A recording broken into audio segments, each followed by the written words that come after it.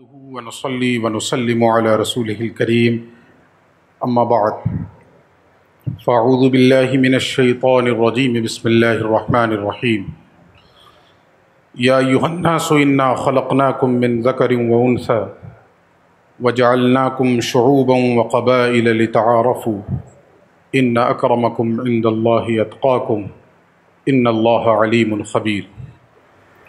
وقال تبارك وتعالى في مقام آخر وَلَقَدْ كَرَّمْنَا بَنِي آدَمَ وَحَمَلْنَاهُمْ فِي الْبَرِّ وَالْبَحْرِ وَرَزَقْنَاهُمْ مِنَ الطَّيِّبَاتِ وَفَضَّلْنَاهُمْ عَلَى كَثِيرٍ مِّمَّنْ خَلَقْنَا تَفْضِيلًا. آمنت بالله صدق الله مولانا العظيم وصدق رسوله النبي الأمين الكريم ونحن على ذلك لمن الشاهدين والشاكرين والحمد لله رب العالمين. بے پناہ خلوص و محبت، عقیدت و احترام اور حضوری قلب کے ساتھ بارگاہ رسالت مآب صلی اللہ علیہ وآلہ وسلم میں نذرانہ درود و سلام پیش کرنے کی ہم اور آپ سعادتیں حاصل کریں. اللہم صلی علی سیدنا و شفیعنا و مولانا محمد وعلی آل محمد بعدد کل حسنہ و جمالہ وبارک وسلم.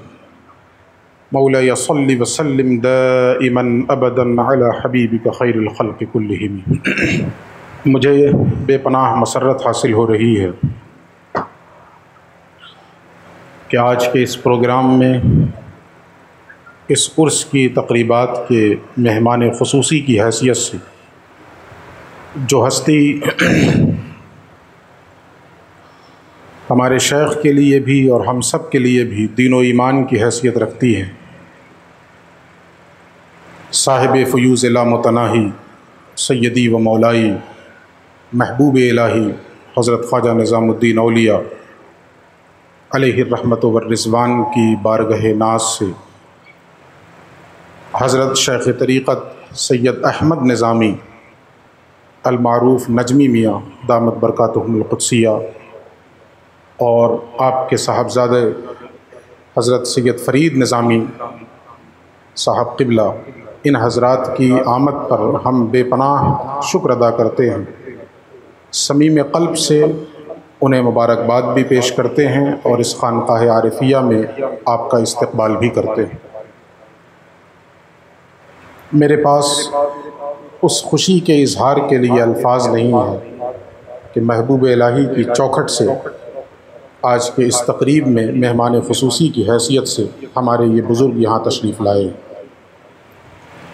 میں تحدیث نعمت کے طور پہ یہ بھی ذکر کر دوں کہ جب بھی دہلی میرا جانا ہوتا ہے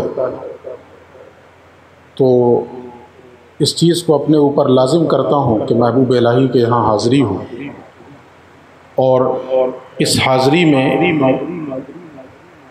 خاص طور پہ اس بات کی بھی کوشش کرتا ہوں کہ حضرت فرید میاں صاحب قبلہ سے ملاقات کرتا ہوں، خوب نوازتے ہیں، اپنے خصوصی کمرے میں لے جاتے ہیں، اور جو ایک صوفیہ کا طریق رہا ہے اس طریق پہ عمل کرتے ہوئے ہماری ضیافت فرماتے ہیں. میں سمجھتا ہوں کہ یہ چیز ان کو اپنے والد سے ورثے میں ملی ہے اور ان کے والد کو اپنے مشائخ سے یہ چیز ورثے میں ملی. اللہ رب العزت ان بزرگوں کا سایہ ہمارے سروں پر سلامت رکھے. اسی درمیان ہمارے اس ایوان کو زینت بخشنے کے لیے ایک اور بڑی بارگاہ سے وابستہ ہمارے بیچ دو مشائخ اس بیچ تشریف لائے، حضرت شعیب میاں قبلہ اور ہمارے حضرت، میں پہلے بھی کہہ چکا ہوں آج بھی کہتا ہوں کہ مجھے اچھا لگتا ہے یہ کہنے میں کہ ہمارے ضیاء چچا وہ بھی یہاں تشریف لائے.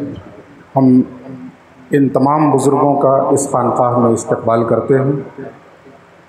ان کے علاوہ جو دیگر ہمارے مشائخ ہیں، ہمارے بزرگ ہیں، ممکن ہے کہ میں بائی نیم سب سے آشنا نہ ہوں، ان تمام حضرات کا بھی شکریہ ادا کرتا ہوں. آنے والے جملہ زائرین کا استقبال کرتا ہوں اور سب کے حق میں حضور داعی اسلام کے توسط سے یہ دعا کرتا ہوں کہ اللہ رب العزت صاحب عرس اور صاحب عرس کے مشائخ کے فیوز و برکات سے ہم سب کو مالا مال فرمائے۔ میں آج کی گفتگو کے آغاز میں حضرت امیر خسرو کی ایک مشہور زمانہ غزل،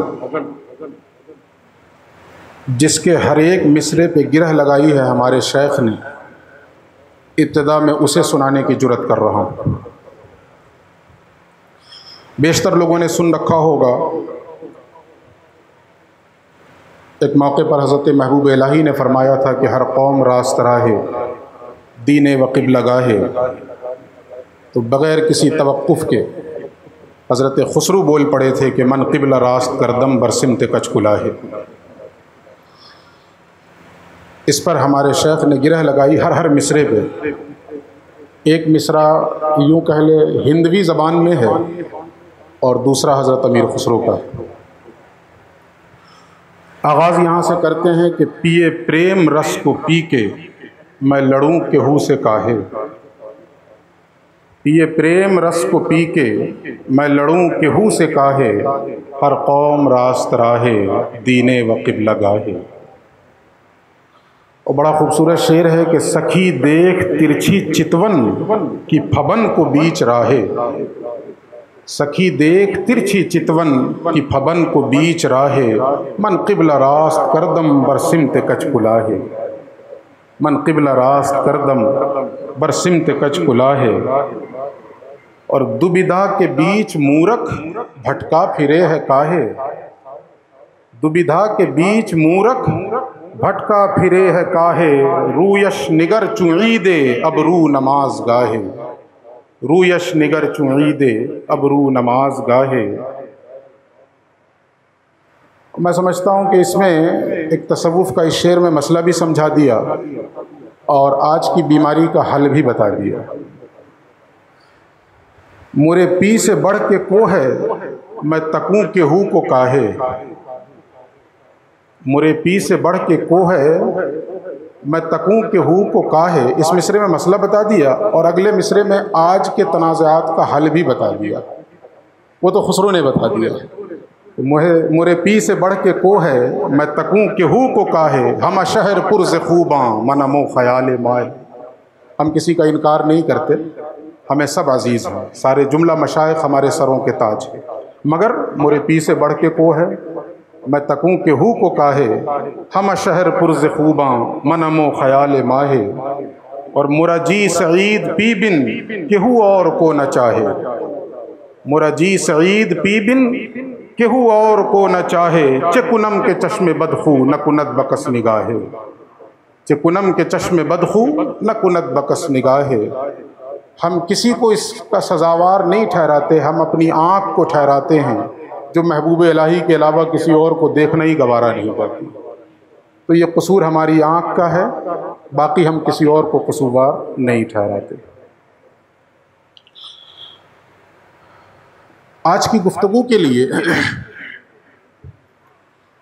میں نے جس عنوان کا انتخاب کیا ہے اس کا ایک ربط کل کی گفتگو سے۔ کل محب گرامی حضرت سید قمر الاسلام صاحب قبلہ نے اخوت اسلامی کے حوالے سے ایک مفید اور کارآمد گفتگو فرمائی۔ اسلامی اخوت کے حقوق کیا ہیں؟ آج میں کوشش کروں گا، اخوت اسلامی پہ گفتگو ہو چکی ہے، آج اخوت انسانی پہ گفتگو کرنے کی کوشش کریں گے۔ ہم جس سماج اور جس معاشرے میں زندگی گزار رہے ہیں وہاں دو طرح کے لوگ ہیں، ایک وہ ہیں جو ہمارے دینی بھائی ہیں اور ایک دوسرا طبقہ وہ بھی ہمارے بھائی ہیں، اس کو اپنے ضیاء بھائی کی زبان میں یا علامہ ذیشان صاحب کی زبان میں کہوں گا تو نسبی بھائی ہیں۔ اور یہ ان کی اپنی کوئی تخلیق نہیں ہے، اپنی طرف سے نہیں کہا ہے نسبی بھائی۔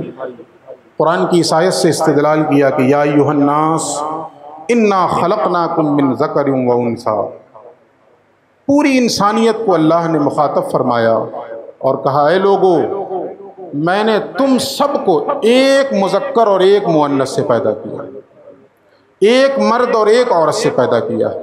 دوسری آیت میں سورہ نساء کی پہلی آیت میں اللہ نے تو کھول کے رکھ دیا، یا ایھا الناس اتقوا ربکم الذی خلقکم من نفس واحدہ وخلق منها زوجها وبث منہما رجالا کثیرا ونساء واتقوا اللہ الذی تساءلون به والارحام ان اللہ کان علیکم رقیبا۔ تو اللہ رب العزت پوری انسانیت کو خطاب فرماتے ہوئے یہ فرما رہا ہے کہ اے لوگو، ہم نے تم سب کو ایک مرد اور ایک عورت سے پیدا کیا۔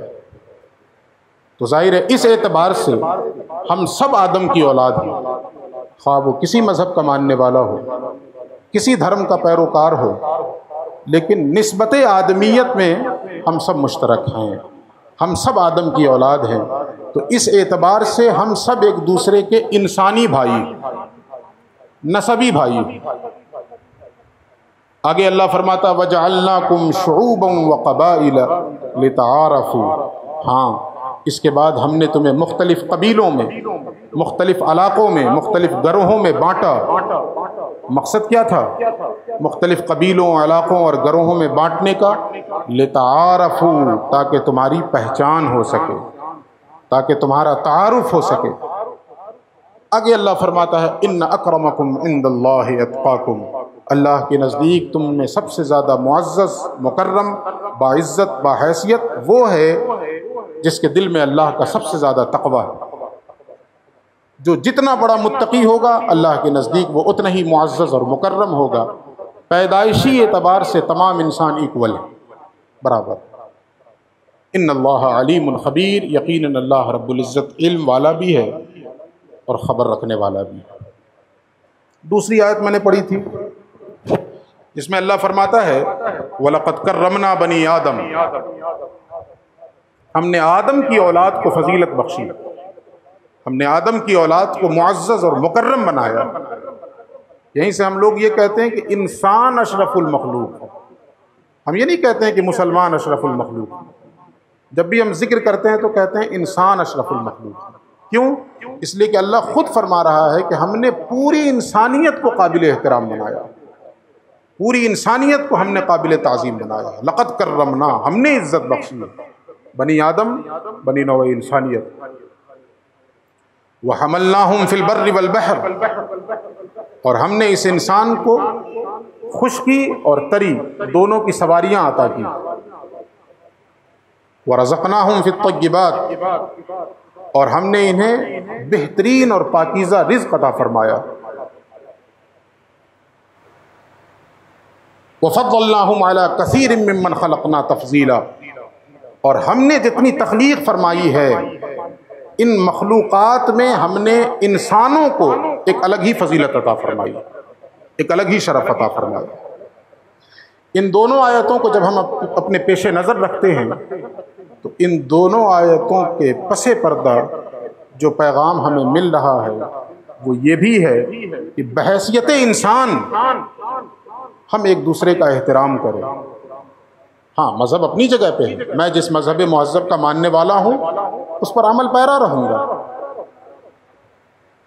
لیکن اس کا قطعاً یہ مطلب نہیں ہے، غلطی سے اس وقت تمام مذاہب میں یہ خرابی پیدا ہو گئی ہے کہ ہر مذہب کا پیروکار یہ سوچتا ہے کہ ہمارے مذہب کی سربلندی اسی وقت ہے جب دیگر تمام مذاہب کے وجود ہی ختم ہو جائے۔ یہ کہاں سے ہم نے تصور نکال لیا؟ خود اللہ رب العزت فرما رہا ہے وَلَوْ شَاءَ اللَّهُ رَبُّكُمْ لَجَعَلَ النَّاسَ أُمَّةً وَاحِدَةً وَلَا يَزَالُونَ مُخْتَلِفِينَ، اگر اللہ چاہتا تو سب کو ایک امت بنا دیتا، اللہ رب العزت چاہتا تو پوری انسانیت کو ایک مذہب پہ رکھ دیتا، ایک دھرم کا پیروکار بنا دیتا، مگر اللہ رب العزت نے ان میں اختلاف رکھا ہے اور اس اختلاف کے ساتھ وہ اس سرزمین پر زندگی گزار رہے ہیں۔ ہمیں اسلام یہ پیغام دے رہا ہے کہ ہم اپنے مذہب پہ عمل پیرا رہیں، اپنے مذہب کے تسلط میں کسی قسم کا سمجھوتا نہ کریں، مگر باوجود اس کے دیگر انسانوں کا احترام بھی ہمارے لیے لازمی ہے۔ اگر احترام انسانیت کا جذبہ ختم ہو گیا تو ہم وہ مسلمان بھی نہ رہے جو مسلمان اللہ کو مطلوب ہے۔ اس حوالے سے میں احادیث بھی بتاؤں گا، قرآن کی آیتیں بھی بتاؤں گا۔ اللہ رب العزت نے بے شمار مقامات پر اس چیز کا درس دیا۔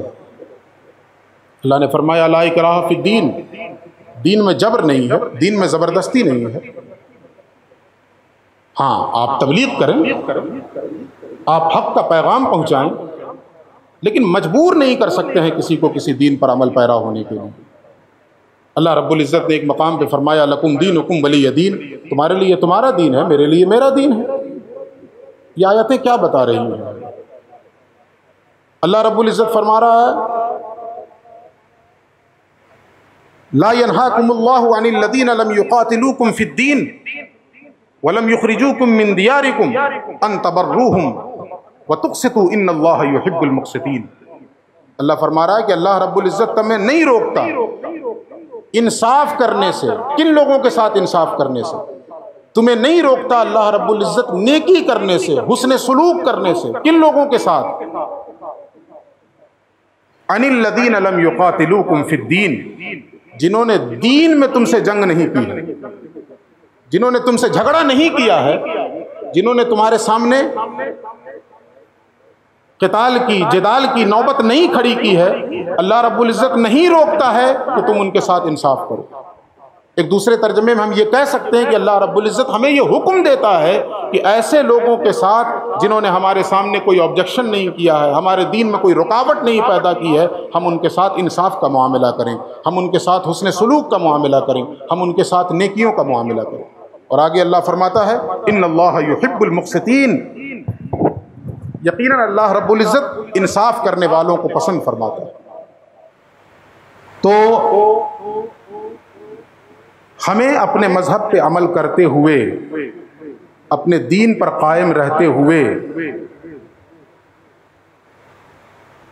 میں بہت کوشش کروں گا کہ احتیاط سے جملے بولوں، ورنہ صورتحال اس وقت یہ رہتی ہے کہ لوگ تلاش میں رہتے ہیں کہاں کیا ملے۔ ہمیں اپنے دین پہ عمل پیرا رہتے ہوئے دیگر مذاہب کے ماننے والوں کا احترام کرنا، دیگر مذاہب کے ماننے والوں کا رسپیکٹ کرنا ہے۔ ٹھیک ہے، کسی مذہب کے ماننے والے ہیں، اللہ رب العزت نے خود کہہ دیا قرآن میں فمن شاء فلیؤمن ومن شاء فلیکفر، جس کا جی چاہے ایمان لائے، جس کا جی چاہے کفر کرے۔ فیصلے کا ایک دن آنے والا ہے، فیصلے کی ایک گھڑی آنے والی ہے۔ اس دنیا کو خوبصورت کیسے بنانا ہے، اس معاشرے کو حسین کیسے بنانا ہے، اس سماج کو کیسے خوبصورت بنانا ہے، اس کی ذمہ داری دوسروں سے کہیں زیادہ بڑھ کر مسلمانوں پر۔ اور یہی کام ہمارے بزرگوں نے کیا، یہی کام ہمارے صوفیہ نے کیا ہے۔ غلطی سے اس وقت اسلام کا جو تصور سماحت ہے اور جو تصور وسعت ہے وہ ہماری نظروں سے اوجھل ہو گیا۔ کیوں اوجھل ہوا ہے؟ بہت سارے اسباب ہو سکتے ہیں، ان میں ایک بہت بڑا سبب یہ ہے کہ ہم نے صوفیہ کے طریق کو چھوڑا، اور بھی اسباب ہو سکتے ہیں، ہم نے صوفیہ کی روش کو چھوڑا، دین کی اساس سے ہم ناواقف ہیں۔ میں ابتدا ہی میں وہ روایت سنا دوں۔ اللہ کے نبی سے پوچھا گیا ایمان کیا ہے؟ تھوڑی سی وضاحت کروں، مدنی زندگی کا ابتدائی دور ہے، بڑی مشہور حدیث ہے حدیث جبریل۔ تو جبریل آئے اور انہوں نے سوال کیا ایمان کیا ہے؟ تو اللہ کے نبی نے اس کے جواب میں وہ چیزیں ارشاد فرمائیں جن کو ہم ایمان مفصل میں پڑھتے ہیں۔ ایمان مفصل ہے نا، آمنت باللہ وملائکتہ وکتبہ ورسلہ والیوم الآخر والقدر خیرہ وشرہ من اللہ تعالی والبعث بعد الموت۔ تقریباً یہی ساری چیزیں، الفاظ ادھر ادھر ہوئے ہیں لیکن یہی چیزیں اللہ کے نبی نے ایمان کے جواب میں بتا دیا۔ یہ مدنی زندگی کا ابتدائی دور ہے۔ اس کے 10 سال کے بعد، جب 10 سال کا وقفہ ہو چکا ہے، اب کسی صحابی نے سوال کر دیا یا رسول اللہ ایمان کیا ہے؟ اب اللہ کے نبی کا جواب سنیے، فرماتے ہیں الصبر والسماحہ، ایمان نام ہے صبر کا اور ایمان نام ہے سماحت کا۔ ایمان نام ہے ایک دوسرے کو معاف کر دینے کا، ایمان نام ہے ایک دوسرے کو برداشت کر لینے کا۔ یہ حدیث ہماری نظروں سے اوجھل تو نہیں ہو گئی؟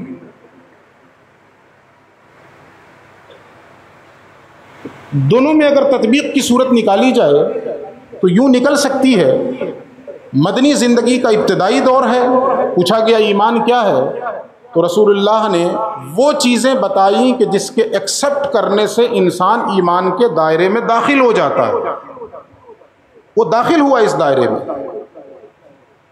اب اس دائرے میں رہتے ہوئے اپنے ایمان کو عروج دینا ہے، اپنے ایمان کو اللہ کی نظر میں محبوب بنانا ہے، اس کے لیے کیا کرنا ہوگا؟ اس کے لیے اللہ کے نبی نے یہ دو چیزیں بیان فرمائی ہیں، الصبر والسماحہ۔ ایمان نام ہے صبر کا، ایمان نام ہے معاف کرنے کا۔ صبر کیا ہے؟ اس کی ایک مثال پیغمبر کی زندگی سے ہم لیتے ہیں، جس کو صبر کہا جاتا ہے۔ سر سے پاؤں تک خون میں بھیگے ہوئے ہیں۔ طائف میں کیا ہوا رسول اللہ کے ساتھ؟ نہلا دیا گیا ہے خون میں، شرابور ہے جس میں اقدس۔ ادھر باب اجابت منتظر ہے کھلنے کو، کہ زبان سے کچھ نکال دیں تو قبول کر لیا جائے۔ ادھر فرشتہ بھی آ چکا ہے، اور فرشتہ آ کے باضابطہ یہ کہہ رہا ہے، یا رسول اللہ آپ اجازت دیں، صرف آپ کے اشارہ ابرو کی دیر ہے۔ جن لوگوں نے آپ کے ساتھ یہ رویہ کیا ہے نا، آپ کو خون میں نہلایا ہے، آپ اجازت دیں تو پوری بستی پیس کے رکھ دی جائے، پوری بستی تباہ کر دی جائے۔ یہاں یہ دونوں چیزیں نظر آئیں گی جو پیغمبر نے خود فرمایا نا، الصبر والسماحہ۔ ایمان نام ہے صبر کا، اور ایمان نام ہے معاف کرنے کا، ایمان نام ہے برداشت کر لینے کا۔ یہ پیغمبر کے اس رویے میں ہمیں یہ دونوں چیزیں نظر آ رہی ہیں، کہ جب فرشتے نے کہا کہ آپ اجازت دیں، تو یہ جو طائف کی بستی ہے 3 پہاڑوں کے درمیان ہے، ان پہاڑوں کو یوں آپس میں ملا دیا جائے گا اور پوری بستی پیس کے رکھ دی جائے گی۔ اللہ کے نبی نے فرمایا نہیں، میں ان کے حق میں کیسے بد دعا کروں جبکہ اللہ رب العزت نے مجھے سراپا رحمت بنا کر بھیجا، اور زبان سے نکل بھی رہے ہیں جملے تو کیا نکل رہے ہیں؟ اللہم اہد قومی فإنہم لا یعلمون فإنہم لا یعرفون۔ اے اللہ میری اس قوم کو ہدایت عطا فرما، یہ قوم مجھے پہچانتی نہیں۔ کن کو کہا اللہ رب العزت نے میری قوم؟ مسلمانوں کے لیے کہا تھا، اے اللہ میری قوم کو ہدایت عطا فرما۔ ہم تو کلمہ پڑھنے والوں کو اپنا ماننے کے لیے تیار نہیں۔ یہ ہے صبر اور یہ ہے سماحت۔ یہ چیزیں ہماری نظروں سے اوجھل ہو گئی ہیں۔ میں پھر وہ جملہ کہوں گا، اس کا ایک بہت بڑا سبب ہے کہ صوفیہ کی روش سے ہم پھر چکے، صوفیہ کے طریق سے ہم پھر چکے۔ اسی ہندوستان کی سرزمین پہ صوفیہ نے جب انقلاب برپا کیا ہے، ایسے ہی لوگوں کے درمیان کیا ہے جن لوگوں سے آج ہمارا واسطہ ہے، لیکن وہ کون سی طاقت تھی؟ کوئی چمتکار دکھا کر نمسکار نہیں کروایا تھا۔ اگر بہت سادہ سے لفظوں میں یہ کہا جائے الصبر والسماح، ایک یہاں پر ایک اور حدیث یہاں پہ ذہن نشین کر لیں۔ اسی حدیث جبریل میں دوسرا سوال حضرت جبریل نے کیا کیا؟ یا رسول اللہ اسلام کے بارے میں بتائیں، اسلام کیا ہے؟ مدنی زندگی کی ابتدا ہے، تو اللہ کے نبی اسلام کے جواب میں ارشاد فرماتے ہیں، اللہ و رسول کی شہادت، گواہی دینا، نماز، روزہ، حج، زکوٰۃ۔ نماز قائم کرنا، روزہ رکھنا، زکوٰۃ دینا، حج کرنا۔ پھر آگے چل کے آخری دور میں، بالکل پیغمبر کا آخری دور ہے، اور کسی صحابی نے پوچھ دیا رسول اللہ بہترین اسلام کیا ہے؟ کسی صحابی نے پوچھ دیا کہ بہترین اسلام کیا ہے؟ اس کے جواب میں اللہ کے نبی فرماتے ہیں اطعام الطعام و طیب الکلام۔ بہترین اسلام کیا ہے؟ کھانا کھلانا اور اپنی زبان سے میٹھے بول بولنا۔ اب یہ 4 چیزیں اکٹھا کر لیجئے، الصبر والسماحہ، صبر، سماحت، اور اطعام الطعام، کھانا کھلانا، و طیب الکلام۔ اب اپنے جو صوفیہ ہیں، اپنے جو مشائخ ہیں، ان کی شخصیت اور ان کے وجود کو اپنی نظروں کے سامنے رکھیے تو ایسا محسوس ہوتا ہے کہ ان 4 چیزوں کو اگر کسی وجود میں ڈھال دیا جائے تو وہ صوفیہ کا وجود ہے۔ وہ ان کی زندگی میں صبر بھی نظر آ رہا ہے، سماحت بھی نظر آ رہی ہے، اطعام الطعام بھی نظر آ رہا ہے، اور طیب الکلام بھی نظر آ رہا ہے۔ آج ہمارے مہمان خصوصی حضرت نجمی میاں قبلہ دامت برکاتہم القدسیہ نے احباب کے درمیان گفتگو کرتے ہوئے فرمایا کہ محبوب الہی کے یہاں جو 3 چیز بہت نمایاں نظر آتی ہیں وہ کیا ہیں؟ ایک آپ کا درس، آنے والوں کو درس دے رہے ہیں، نواز دے رہے ہیں، واعظ و نصیحت فرما رہے ہیں۔ دوسرے لنگر جو آ رہا، ہزاروں لوگ محبوب الہی، اس زمانے میں ہزاروں لوگ محبوب الہی کی خانقاہ سے اپنی بھوک مٹا رہے ہیں۔ اور تیسری چیز فرمایا سما، اور پھر مزید فرمایا آپ نے کہ یہ سماج جو ہے وہ کبھی کبھی ہوا کرتا تھا، ہمیشہ نہیں، لیکن یہ دو چیزیں ہمیشہ تھیں، یہ دو چیزیں آپ کے معمول میں شامل تھیں. کیا؟ درس، واعظ و نصیحت، اور دوسرے لنگر عام. میں ان بزرگوں کے قدموں کا بوسہ لیتے ہوئے تحدیث نعمت کے طور پہ یہ چیز کہہ سکتا ہوں، اور کہہ رہا ہوں، میں اپنے آپ کو روک نہیں پا رہا ہوں یہ کہتے ہوئے کہ مجھے وہ نعمت ملی ہے کہ میں جس شیخ کے قدموں سے وابستہ ہوں، محبوب الہی کی اس سنت کو انہوں نے زندہ کر رکھا. صبح سے شام تک، وہ کوئی موقع ہو، عرس کا موقع ہو، شادی کا موقع ہو، کسی دیگر تقریبات کا موقع ہو، غم کا موقع ہو، باوجود اس کے واعظ و نصیحت کا سلسلہ رکتا نہیں.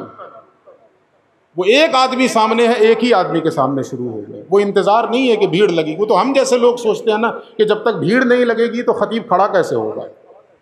یا تو ایک فرد بھی آ جائے تو اسی جذبے کے ساتھ وہ لگے ہیں اس تک دین پہنچانے، اللہ کی دعوت پہنچانے. مجھے یہاں پہ ایک واقعہ یاد آتا ہے کہ ایک شخص تھا جو کسی بزرگ کی جمعے کی تقریر سننے کے لیے لمبی مسافت طے کر کے جاتا تھا. دیہات کا رہنے والا لمبی مسافت طے کر کے جاتا، اور ظاہر ہے کہ اس زمانے میں پیدل وغیرہ جایا کرتا تھا وہ، کہ جمعے کی تقریر سنیں گے، ان کے پیچھے نماز پڑھیں گے، فیوز و برکات حاصل کریں گے.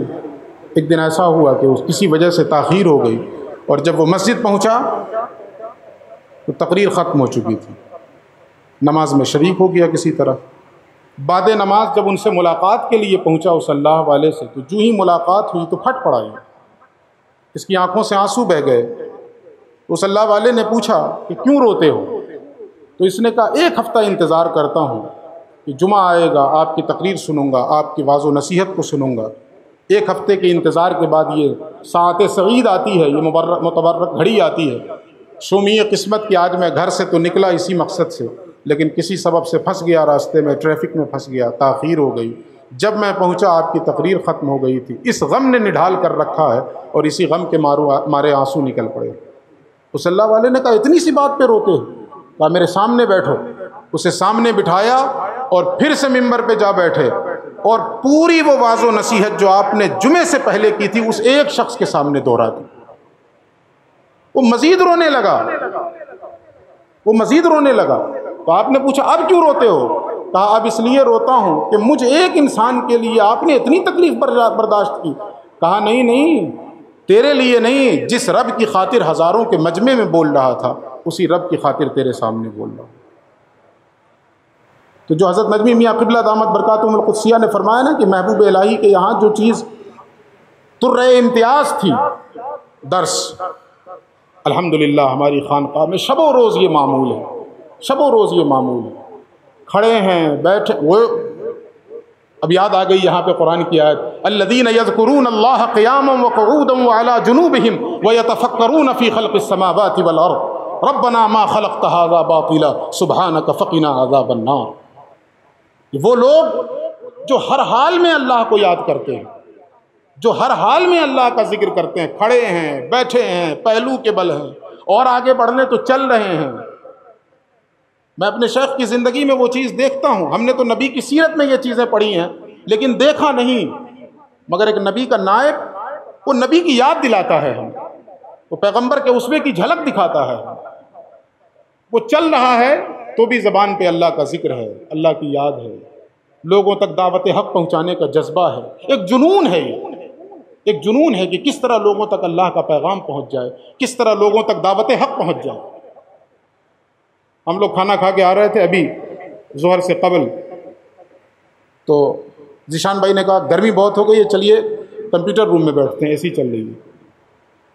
نکلے وہاں سے تو دیکھا کہ سامنے ہاسٹل میں شیخ کھڑے ہیں اور 2-3 لوگ سامنے کھڑے ہیں، ان سے کچھ نصیحت فرما رہے ہیں. وہ ایکٹیویٹیز سے سمجھ میں آ گیا کہ کوئی پوچھنے والی بات نہیں ہے، وہ نصیحت فرما رہے ہیں. تو ہم لوگ رک گئے. ہم نے کہا رک جائیے میاں حضور وہاں. اب اس انتظار میں رکے رہے کہ دیکھیں گے. تو ہم نے کہا چلیے یہ نصیحت ختم ہونے والی نہیں ہے، ہم لوگ چلتے ہیں اسی کمرے میں بیٹھتے. بتانا مجھے یہ ہے کہ جو چیز محبوب الہی کے یہاں تھی، درس، شب و روز ہم یہ چیز دیکھ رہے ہیں اور معمول میں فرق نہیں پڑ رہا. میں نے اپنے کسی دوست سے سنا تھا کہ صوفیہ کی ایک پہچان یہ بھی ہے کہ غم اور خوشی ان کے معمولات پہ اثر انداز نہ ہو. غالباً مولانا مجیب الرحمان صاحب سے آج انہوں نے مجھے اپنا دوست کہہ دیا. میں تمہارے خوشی کو جو ہے برداشت نہیں کر پا رہا ہوں. اس خوشی ہیں میرے بہنوئی، لیکن مجھے آج انہوں نے اپنا دوست کہا. انہی کی زبان سے سنا تھا کہ صوفیہ کی ایک شناخت یہ بھی ہے کہ غم اور خوشی ان کے معمولات پہ اثر انداز نہ ہو. اور ہم دیکھتے ہیں اس خانقاہ میں وہ خوشی کا موقع ہو یا غم کا موقع ہو، معمول پہ فرق نہیں پڑتا. وہ درس دینے کا جو وقت ہے وہ نکلیں گے، درس دیں گے. کوئی ہے نہیں ہے، 1 آدمی ہے 10 آدمی ہے، وہ لگے ہوئے. بہرحال تو میں جو بتا رہا تھا وہ یہ کہ ایک بہت بڑا سبب جو ہمارے اندر سے توسع ختم ہو گئی، سماحت ختم ہو گئی، عدم برداشت جو پیدا ہو گیا، اس کا ایک بہت بڑا سبب صوفیہ کے طریق کو چھوڑنا، صوفیہ کی روش کو چھوڑنا. دوسرے لفظوں میں یہ کہہ دوں تو جب تک زمام قیادت امت کی صوفیہ کے ہاتھ میں رہی ہے، اس امت کو سربلندی ملی ہے.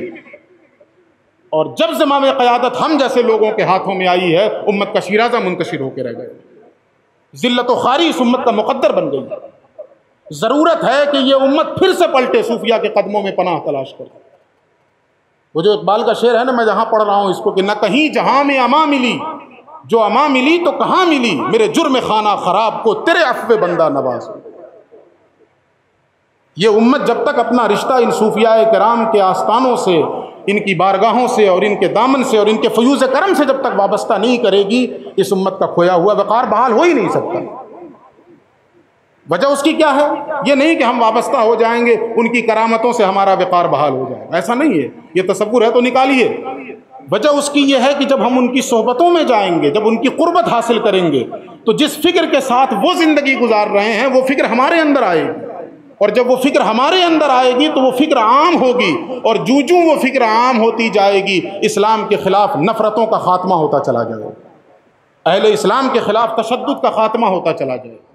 ظاہر ہے کہ جب آپ ایک طرف سے محبت کا پیغام دیں گے تو دوسری طرف سے کب تک نفرت رہے گی؟ ایک موڑ ایسا آئے گا کہ نفرت کا بند ٹوٹے گا.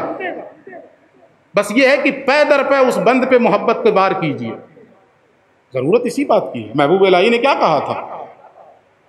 آج مجھے زیادہ خواہش ہو رہی ہے کہ میں محبوب الہی کا زیادہ ذکر کروں. محبوب الہی نے کیا فرمایا تھا کہ اگر تمہاری راہ میں کوئی کانٹے بچھائے تو جواب میں کانٹے نہ بچھاؤ. اگر ہر شخص کانٹے کے جواب میں کانٹے بچھانے لگے تو ساری روئے زمین کانٹوں سے بھر جائے گی. اس لیے اگر کوئی کانٹا بچھائے تو جواب میں اس کے قدموں کے نیچے پھول بچھا دو. آج ہم کیا کر رہے ہیں؟ میں یہاں پہ دوسروں کو قصوروار نہیں ٹھہراؤں گا. ہم یہ دعوت دیں گے کہ ہم اپنا محاسبہ کریں کہ ہم کہاں چلے گئے. جو اس انسانی اخوت تھی وہ ہمارے اندر کتنی پائی جا رہی ہے، جو اسلامی سماحت تھی وہ ہمارے اندر کتنی پائی جا رہی ہے، جو اسلامی صبر تھا وہ ہمارے اندر کتنا پایا جا رہا ہے، اور جو اطعام الطعام تھا وہ ہمارے اندر کتنا پایا جا رہا ہے، جو طیب الکلام تھا، میٹھے بول بولنا، وہ کتنا پایا جا رہا ہے. سوشل میڈیا پڑھ لیجیے آپ، صاحبان جبہ و دستار اپنے قلم سے، بلکہ قلم نہیں اپنی انگلیوں سے زہر اگل رہے ہیں. صاحبان جبہ و دستار کی بات ہے، اپنی انگلیوں سے زہر اگل رہے ہیں سوشل میڈیا. آپ کیا کر رہے ہیں؟ اور نام محبوب الہی کا لے رہے ہیں، ان کے وظیفے پڑھ رہے ہیں، اور وہ کہتے ہیں کہ کانٹے کے جواب میں پھول بچھاؤ. اور ہم کیا کر رہے ہیں؟ ہمارے نبی نے کیسی زندگی گزاری ہے، میں چند آپ کو جھلک دکھاتا چلوں. آیتیں میں نے بہت سی لکھی تھی. ہمارے نبی کا طریق کیا تھا؟ ایک حدیث میں نے بارہا سنائی ہے، آج پھر سناتا ہوں. جب پہلی وحی کا نزول ہوا، پہلی وحی جب اللہ کے نبی پر نازل ہوئی، اقرأ بسم ربک الذی خلق خلق الانسان من علق اقرأ وربک الاکرم الذی علم بالقلم علم الانسان ما لم یعلم. جب پہلی وحی کا نزول ہوا، ظاہر ہے کہ کلام ربانی کا ایک روپ تھا، معمولی تو نہیں ہے. اللہ فرماتا ہے اگر ہم پہاڑ پہ اتار دیتے تو ریزہ ریزہ ہو جاتا، ٹوٹ پھوٹ کے منتشر ہو جاتا. اللہ رب العزت حضرت موسیٰ کے جواب میں کیا کہہ رہا ہے؟ جب حضرت موسیٰ نے کہا تھا انی ارانی انظر الیک، میں تجھے دیکھنا چاہتا ہوں، اللہ نے کہا انظر الی الجبل. پہلے تو کہہ دیا لن ترانی، نہیں دیکھ سکتے، لیکن جب بار بار اصرار ہوا، مطالبہ ہوا، تو فرمایا انظر الی الجبل فإن استقر مکانہ فسوف ترانی. اگر وہ اپنی جگہ ٹھہرا رہ جائے تب تم مجھے دیکھ لو گے۔ فلما تجلی ربہ للجبل جعلہ دکا وخر موسیٰ صاعقا، اور جو ہی اللہ رب العزت نے اس پہاڑ پہ اپنی تجلی ڈالی وہ پہاڑ ریزہ ریزہ ہو گیا اور حضرت موسیٰ بے ہوش ہو کر گر گئے۔ یہ ذات کی تجلی تھی، اور قرآن حکیم اللہ کا کلام ہے، اللہ کی صفت ہے، یہ اس کی ذات کا روب تھا، اپنی ذات کی تجلی اس نے ڈالی تھی، اور ظاہر ہے کہ کلام کی تجلی کا بھی تو اثر وہی ہوگا نا، صفات کی تجلی کا بھی تو اثر وہی ہوگا نا۔ خود اللہ فرماتا ہے کہ اگر پہاڑ پہ اتارتے تو پہاڑ ٹوٹ جاتا، اور ایسا نہیں کہ صرف یہ کہنے کی بات ہے، اللہ نے دکھایا اس کا عملی نمونہ کہ پہاڑ پہ ڈالی اپنی ذات کی تجلی تو پہاڑ ٹوٹ گیا حضرت موسیٰ کے سامنے، اور وہ کلام آپ کے قلب اطہر پہ نازل ہوا ہے۔ برداشت کیا آپ نے، مگر اس کا ایک روب طاری ہوا، اور ایسا روب طاری ہوا کہ آپ کے جسم میں کپ کپی طاری ہوئی۔ آپ اپنے گھر گئے شریک حیات حضرت خدیجہ الکبریٰ رضی اللہ تعالی عنہا کے پاس، اور آپ جا کے فرماتے ہیں لقد خشیت علی نفسی، مجھے اپنی جان کا خوف ہے کہ کہیں مجھے کچھ ہو نہ جائے۔ اس پر حضرت خدیجہ نے جو تسلی کے الفاظ کہے ہیں وہ میں ذرا آپ کو سناتا ہوں، اور بڑے معنی خیز الفاظ ہیں وہ، اور میں پھر اس کی تھوڑی سی وضاحت کروں گا۔ حضرت خدیجہ نے کیا کہا؟ آپ جا کے کہتے ہیں زملونی زملونی، مجھے کمبل اڑھاؤ، مجھے کمبل اڑھاؤ۔ لقد خشیت علی نفسی، مجھے اپنی جان کا اندیشہ ہے۔ فقالت خدیجہ، تو حضرت خدیجہ نے فوراً ہی یہ عرض کیا کلا واللہ ما یخزیک اللہ ابدا، ہرگز نہیں، ہرگز نہیں، اللہ کی قسم میں اٹھا کے کہتی ہوں کہ اللہ رب العزت آپ کو ضائع نہیں فرمائے گا، اللہ رب العزت آپ کو نقصان نہیں پہنچائے گا۔ کیوں؟ اب ذرا وہ نقصان نہ پہنچانے کا سبب کیا ہے، ضائع نہ کرنے کا سبب کیا ہے، اور حضرت خدیجہ کا جو یہ یقین ہے اس کا سبب کیا ہے۔ حضرت خدیجہ فرماتی ہیں انک لتصل الرحم وتحمل الکل وتکسب المعدوم وتقری الضیف وتعین علی نوائب الحق۔ کیا مطلب ہے اس کا؟ انک لتصل الرحم، میں اتنے یقین سے اس لیے کہہ رہی ہوں میرے شوہر نامدار کہ آپ کو اللہ رب العزت رسوا نہیں ہونے دے گا، ضائع نہیں ہونے دے گا، اس لیے کہ آپ رشتوں کو نبھاتے ہیں۔ اب ذرا رک کے میں پوچھتا ہوں، ابھی تو پہلی وحی کا نزول ہوا ہے، تو رشتوں کو جو نبھا رہے تھے تو کن سے رشتہ تھا اس وقت؟ سب مسلمان رہے ہوں گے، انہی رشتوں کو نبھا رہے تھے رسول اللہ۔ ابھی تو اعلان نبوت نہیں ہوا، وہ کن رشتوں کو نبھا رہے تھے پیغمبر؟ اور حضرت خدیجہ اس یقین کے ساتھ کن رشتوں کی پاسداری کی وجہ سے کہہ رہی ہیں کہ اللہ آپ کو ضائع نہیں ہونے دے گا؟ وہ سب غیر مسلم تھے، وہ نان مسلم افراد تھے، ان سے اللہ رب العزت نے رشتوں کو نبھایا ہے۔ یہ جو ساری چیزیں ہیں وہ سب غیر مسلموں کے ساتھ ہیں۔ دوسری چیز کیا تھی؟ وَتَحْمِلُ الْكَلْ، آپ کمزوروں کا بوجھ اٹھاتے ہیں۔ کن کا بوجھ اٹھاتے ہیں؟ اہل ایمان کا، اہل اسلام کا۔ ابھی تو آپ نے دعوت بھی نہیں دی ہے اسلام کی، اور اس وقت بوجھ اٹھا رہے ہیں پیغمبر اپنی زندگی میں۔ اچھا ایک دن تو نہیں اٹھایا ہوگا نا؟ حضرت خدیجہ کی جو تسلی کے الفاظ ہیں اور اس الفاظ میں جو یقین کی کیفیت چھپی ہوئی ہے، یہ ایک دن کی بات نہیں ہے، یہ یقین بتا رہا ہے کہ یہ پیغمبر کی زندگی کا طریق ہے، یہ عام حالات ہیں آپ کی زندگی میں۔ ایک دن تو ہم بھی اٹھا لیتے ہیں، کسی مجبور کو دیکھا، چلو ایک جذبہ پیدا ہو گیا، اٹھا کے جو ہے پلیٹ فارم ہم نے پار کروا دیا، لیکن یہ ایک دن ہے، یہ حصہ نہیں ہے ہماری زندگی کا، یہ معمول نہیں ہے ہماری زندگی کا۔ یہ کمزوروں کے بوجھ اٹھاتے ہیں۔ آگے فرمایا وَتَقْسِبُ الْمَعْدُومِ، فقیروں کو، محتاجوں کو نوازتے ہیں آپ۔ اور ذرا اس الفاظ پہ غور کیجئے نا، نوازتے نہیں، وَتَقْسِبُ الْمَعْدُومِ، جن کے پاس کچھ نہیں ہے ان کے لیے کماتے ہیں، ان کے لیے کماتے ہیں۔ ہم محنت ہی اسی لیے کر رہے ہیں کہ کسی بھوکے کا پیٹ بھر دیں، ہم محنت ہی اسی لیے کر رہے ہیں کہ کسی ضرورت مند کی ضرورت پوری کر دی جائے۔ مجھے یہاں پہ ایک واقعہ یاد آیا، ایک بزرگ کا، غالباً حضرت شقیق بلخی کا واقعہ ہے، کنفیوز کر رہا ہوں میں اس بزرگ کے نام کو، کہ ان کی خانقاہ میں ایک شخص تھا، تو آپ نے اسے چند دن دیکھا تو اس سے پوچھا کہ تم کچھ کرتے نہیں ہو، کیوں پڑے رہتے ہو، جاؤ کچھ کرو، کچھ محنت کرو۔ نکلا وہ شخص، کہا جاؤ ذریعہ معاش کچھ تلاش کرو۔ وہ شخص نکلا، آپ کے ارشاد پہ عمل کرتے ہوئے راستے میں ایک جنگل میں اس نے قیام کیا تو اس کی نظر ایک ایسے پرندے پہ پڑی جس کے پر بھی ٹوٹے ہوئے تھے اور پیر بھی ٹوٹے ہوئے تھے.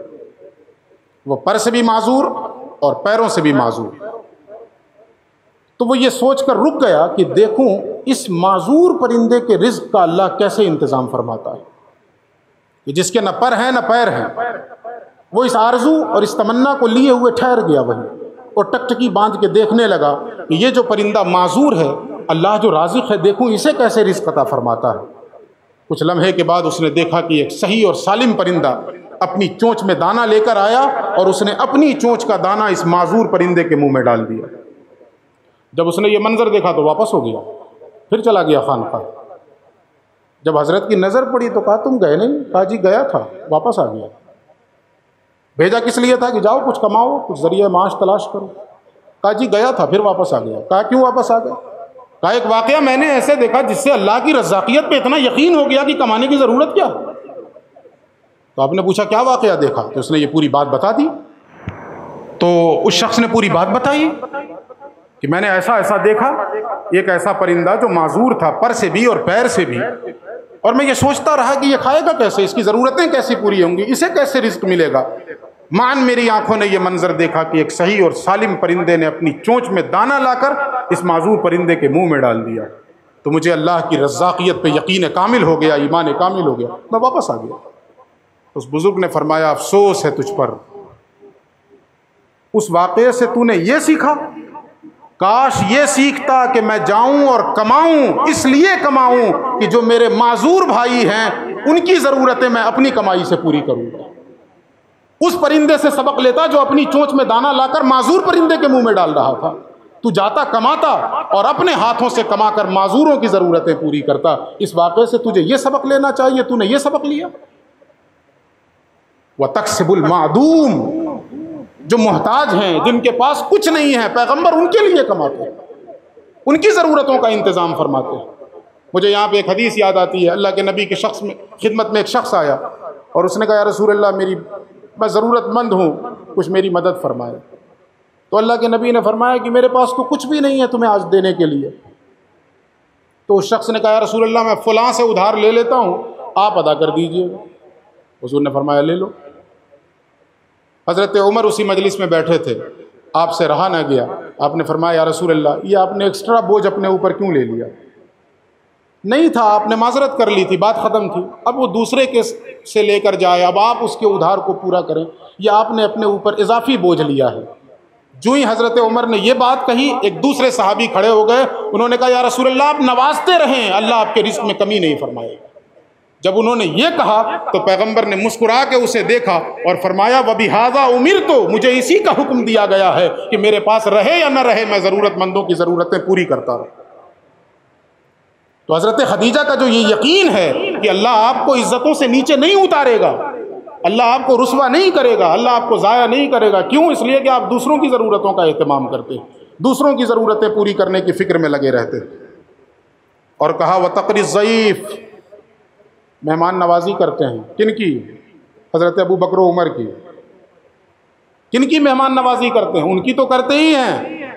میں سمجھتا ہوں جو پہلی ضیافت آپ نے فرمائی ہے, جو پہلی دعوت آپ نے دی ہے, وہ کن کو دی تھی؟ وہ قریش مکہ کو. جو پہلی دعوت رسول اللہ نے دی ہے وہ قریش مکہ کو دی ہے, اور باضابطہ اس کا انتظام کیا ہے, اور خوب مہمان نوازی کی ہے آپ نے. کن کو کیا تھا؟ مشرکین کو, کفار کو. یہ سماحت کہاں چلی گئی؟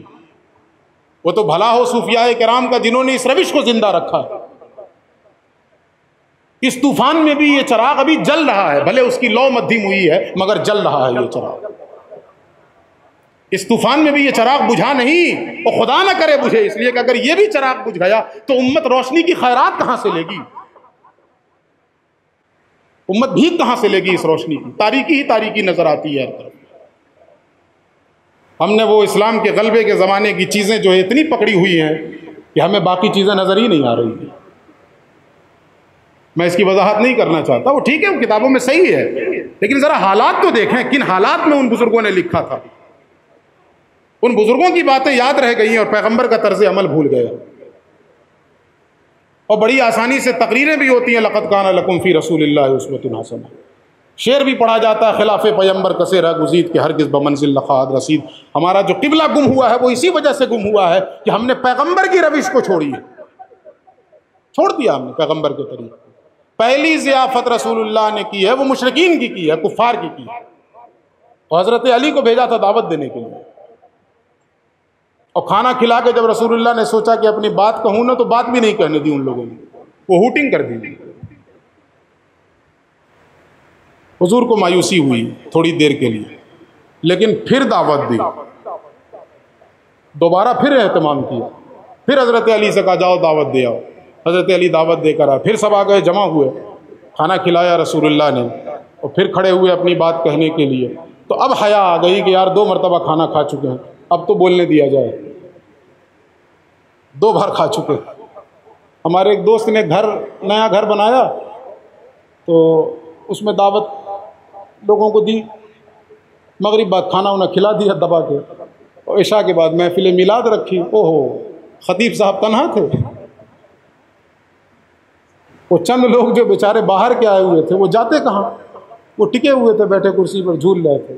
تو میں نے کہا پیغمبر کی سنت پہ عمل کیجئے، بات سنانا ہو تو 2 مرتبہ دعوت دیجیے، تب ان کو حیا آئے گی، تب آپ کی بات سنیں گے، 1 مرتبہ میں نہیں سنیں گے، آپ 2 مرتبہ دعوت دیجیے ان کو۔ پھر جب میں نے اس کی وضاحت کی تو لوگوں کو غیرت آ گئی، اپنے اپنے دروازوں سے اٹھ کر آئے اور مجلس میں بیٹھ گئے۔ میں کہا چلو ایک بار میں آ گئی۔ وہاں پھر رسول اللہ نے دوبارہ دعوت دی ہے، کھانا کھلایا ہے، ضیافت کی ان کی، اس کے بعد اپنی بات کہی۔ لوگوں نے باتیں تو سن لی مگر سانپ سونگ گیا پورے مجمع کو، کوئی ری ایکشن نہیں۔ اللہ کے نبی سوچ میں ڈوبے ہیں کہ میری دعوت بے اثر ہو رہی ہے کیا؟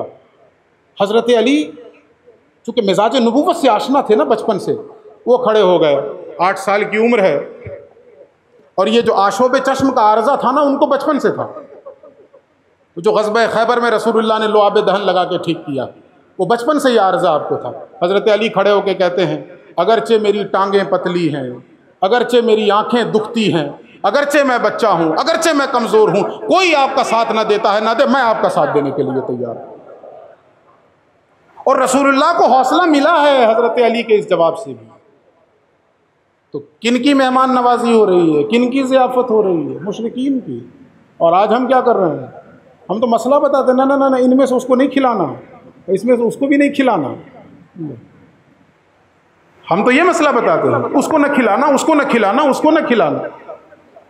ہمارے شیخ نے ایک موقع پر ہمارے شیخ سے کسی نے پوچھ دیا، تو ہمارے شیخ نے بڑی اچھی بات بتائی، کہا بھیا دیکھو مسئلے میں جو ہے سب کا حق بتا دیا گیا، یہ اس کا حق ہے، یہ اس کا حق ہے، اور یہ تمہارا حق ہے، یعنی میرا اپنا حق ہے۔ میں زیادہ وضاحت میں نہیں جا رہا ہوں، آپ لوگ سمجھ گئے ہوں گے۔ یہ میرا اپنا حق ہے، 3 حصہ لگانا ہے، یہ اس کا ہے، یہ اس کا ہے، اور یہ میرا اپنا ہے۔ تو جو میرا اپنا ہے میں اپنے کھاؤں، یہ چیل کوؤں کو کھلاؤں، یہ فلاں کو کھلاؤں، تمہارے پیٹ میں کاہے درد ہو رہا ہے؟ وہ تو میرا اپنا ہے، میں جس کو چاہوں کھلاؤں۔ بات اپنی جگہ درست ہے، لیکن پھر وہی بات آ جائے گی، وہ بات غلبہ اسلام کی ہے۔ جب اسلام کو قوت حاصل ہو جائے، غلبہ حاصل ہو جائے، وہ جس مقام پہ اللہ نے فرمایا تھا کہ یعطوا الجزیۃ عن ید وہم صاغرون، آج تو یہ حالت ہماری ہو گئی ہے کہ اللہ نے فرمایا تھا جب غلبہ اسلام کا زمانہ آیا تو دوسرے لوگوں کے لیے کہا کہ ٹیکس دو اور چھوٹے بن کے رہو۔ آج تو بالکل ایک چکر لگ چکا ہے، ایک چکر لگ چکا۔ اب ہم اس مقام پہ، اب تو ہوش کے ناخن لیں، اسلامی سماحت کو، اسلامی رواداری کو، انسانی اخوت کا جو درس دیا ہے اسلام نے، اس کو عملی طور پہ دنیا والوں کے سامنے لائیں، صرف زبانی نہیں، عملی طور پہ، عملی طور پہ، اور اس کے اثرات نمودار ہوتے ہیں۔ ابھی کی میں اپنے شیخ باقی چیزوں پہ تو عمل نہیں کر پاتا ہوں جو سچی بات ہے، لیکن یہ سب پہ عمل ہو جاتا ہے ہم سے۔ تو ابھی میں کلکتہ سے چلا ساسارام آنے کے لیے، تو ہمارے احباب نے 2 بوتل پانی خرید کے دے دیا تھا۔ تو رات میں سفر شروع ہوا 11 ساڑھے 11 کے قریب، اور صبح کو پہنچ جانا تھا۔ تو 1 بوتل پانی ہم نے تھوڑا سا پیا، وہ پانی بھی بچا ہوا تھا، 1 بوتل پوری سلامت تھی۔ ایک صاحب جو ہمارے سامنے تھے، وہ دیکھنے ہی سے لگ رہے تھے کہ بڑے مضبوط قسم کے ہیں، اور ہم لوگوں سے کوئی تعلق نہیں، دیکھ رہے ہیں اپنا کچھ نہیں۔ ہمارے ساتھ فیملی تھی، ہم نے کہا بھی نہیں ان سے کہ آپ اوپر والی برتھ لے لیجئے، ہمارے ساتھ بچے ہیں نیچے دے دیجیے، ہم نے کچھ نہیں، ان کے رویے سے ہم نے سمجھ لیا۔ صبح کو میں نے دیکھا کہ 2 ویٹر سے اس نے کہا کہ بھائی پانی والے کو بھیجو، پانی والے کو بھیجو۔ تو میں نے اپنے پانی کا بوتل اٹھایا اور ان کو پیش کیا، میں نے کہا یہ لیجئے، یہ پانی بالکل پیکڈ ہے، اس کو ہم نے کھولا نہیں ہے اور آپ استعمال کر لیں۔ نہیں کوئی بات، میں نے کہا نہیں لے لیں، مجھے اترنا ہے یہاں۔ پھر میں نے ان سے کہا میں بھی آپ کا بھائی ہوں، لے لیں۔ یقین جانیے اس جملے پہ اس کے چہرے کی جو رنگت تھی وہ ایک دم سے بدلی۔ میں نے جب کہا کہ میں بھی آپ کا بھائی ہوں لے لیں، اس کے چہرے کی رنگت بدلی، اور پھر حالت یہاں تک پہنچی کہ جب میں اسٹیشن اتر رہا ہوں تو وہ صاحب میری ٹرالی اٹھا کے میرے پیچھے پیچھے آ رہے۔ جب تک ہم اسلامی سماحت اور اسلامی رواداری پہ عمل نہیں کریں گے، انسانی اخوت کا جذبہ اپنے اندر پیدا نہیں کریں گے، یہ تبدیلی نہیں آنے والی ہے۔ اور خاص طور پہ ہم ہندوستانی مسلمانوں پر لازم ہو چکا ہے اس وقت کہ ہم اپنے اندر یہ رویہ اڈاپٹ کریں۔ تو حضرت خدیجہ نے یہ فرمایا کہ آپ ضیافت فرماتے ہیں، اور کہا وَتُعِينُ عَلَى نَوَائِبِ الْحَقِّ، اور جو من اللہ جو مصیبتیں نازل ہوتی ہیں، جو آسمانی آفتیں آتی ہیں، ان آفتوں کے وقت جو ان آفتوں میں گرفتار ہو چکے ہیں، جو ان مصیبتوں میں گرفتار ہو چکے ہیں، آپ ان کی مدد فرماتے ہیں۔ آج کے زمانے میں اگر کہا جائے تو زلزلہ آ جاتا ہے، سیلاب آ جائے، یہ کس قدر افسوسناک پہلو ہے۔ ان آفتوں کے وقت سب سے زیادہ پیش جو تنظیمیں رہتی ہیں وہ غیر مسلموں کی رہتی ہیں۔ مسلمان جلسہ کرنے میں بہت مصروف ہیں، جلسہ کرنے کو کہہ دیجئے تو 3 لاکھ روپے پھونک دیں گے، اور ان آفتوں کے وقت کہہ دیجئے کہ بھائی کم سے کم میڈیکل کیمپ لگوا دو، 50,000 کا صرفہ ہوگا۔ نہیں، ان کی نظر میں یہ کوئی کام ہے ہی نہیں، ان کی نظر میں سارا کام جلسہ ہے، سارا کام اجتماع ہے، یہی رہ گیا۔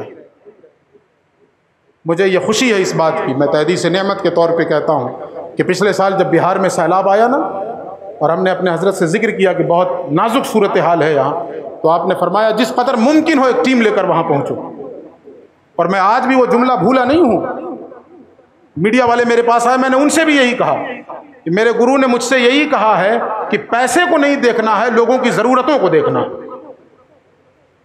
جس قدر ہم سے ممکن ہو سکا، وسائل کی ہمارے پاس بہت زیادہ قلت تھی، باوجود اس کے ہم نے اس سیلاب متاثر افراد تک اس زمانے میں 8 لاکھ روپے کا تقریباً جو ہے ہم نے تعاون کیا وہاں۔ یہ جذبہ ہمیں کہاں ملا؟ ان بزرگوں کی صحبتوں میں ملا، ورنہ یہ چیزیں کہاں نظر آتی ہیں۔ میرے احباب کو اللہ رب العزت سلامت رکھے کہ ایک میسج پہ ہمارے احباب نے ہر 4 جانب سے، ممبئی، گوا اور دیگر علاقوں سے جو ان لوگوں نے دست تعاون دراز کیا، اور واٹس ایپ پہ یہ جو نمایاں چندہ ہو گیا تھا، وہ واٹس ایپ پہ لاکھوں روپے چندہ ہو گیا، اور پیسے آئے نہیں، ہم نے سامان بھی خرید لیے، لیکن پھر رفتہ رفتہ آتا گیا۔ وَتُعِينُ عَلَى نَوَائِبِ الْحَقِّ، یہ رسول اللہ کی سیرت کا ایک حصہ ہے، یا آسمانی آفتوں کے وقت یہی جملے، بالکل یہی بات ایک جگہ اور ذکر ہے، اور وہ ہے حضرت ابو بکر کے ساتھ ہوا ہے۔ اور کس نے کہا؟ یہاں تو بیوی نے کہا تھا نا، حضرت خدیجہ نے۔ اب ذرا دوسری بات سنیے، جملہ یہی ہے، بات پوری یہی ہے، لیکن کہا کس نے؟ ذرا وہ پس منظر سمجھیے آپ۔ میں یہاں سے سناتا ہوں کہ خرج ابو بکر مہاجرن قبل الحبشہ، کہ حضرت ابو بکر جو ہے وہ حبشہ کی طرف ہجرت کرنے کی غرض سے نکلے۔ حتی اذا بلغ برک العماد، یہاں تک کہ برک عماد ایک جگہ ہے وہاں پہنچے۔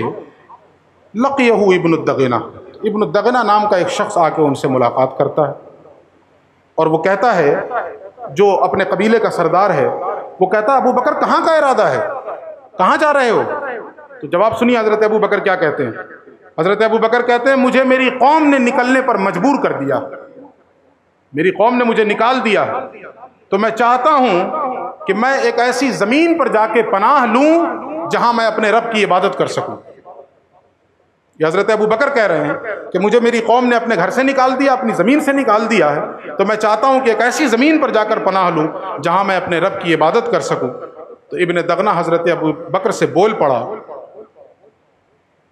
ان مثلک لا یخرج ولا یخرج، اے ابو بکر تم جیسے لوگوں کو اس سرزمین سے نہ نکلنا چاہیے اور نہ کسی کو تم جیسے لوگوں کو نکالنا چاہیے، تم تو اس سماج کا سرمایہ ہو، تم نکل جاؤ گے تو سماج سے خیر نکل جائے گا، لہٰذا تمہیں نکلنا نہیں ہے۔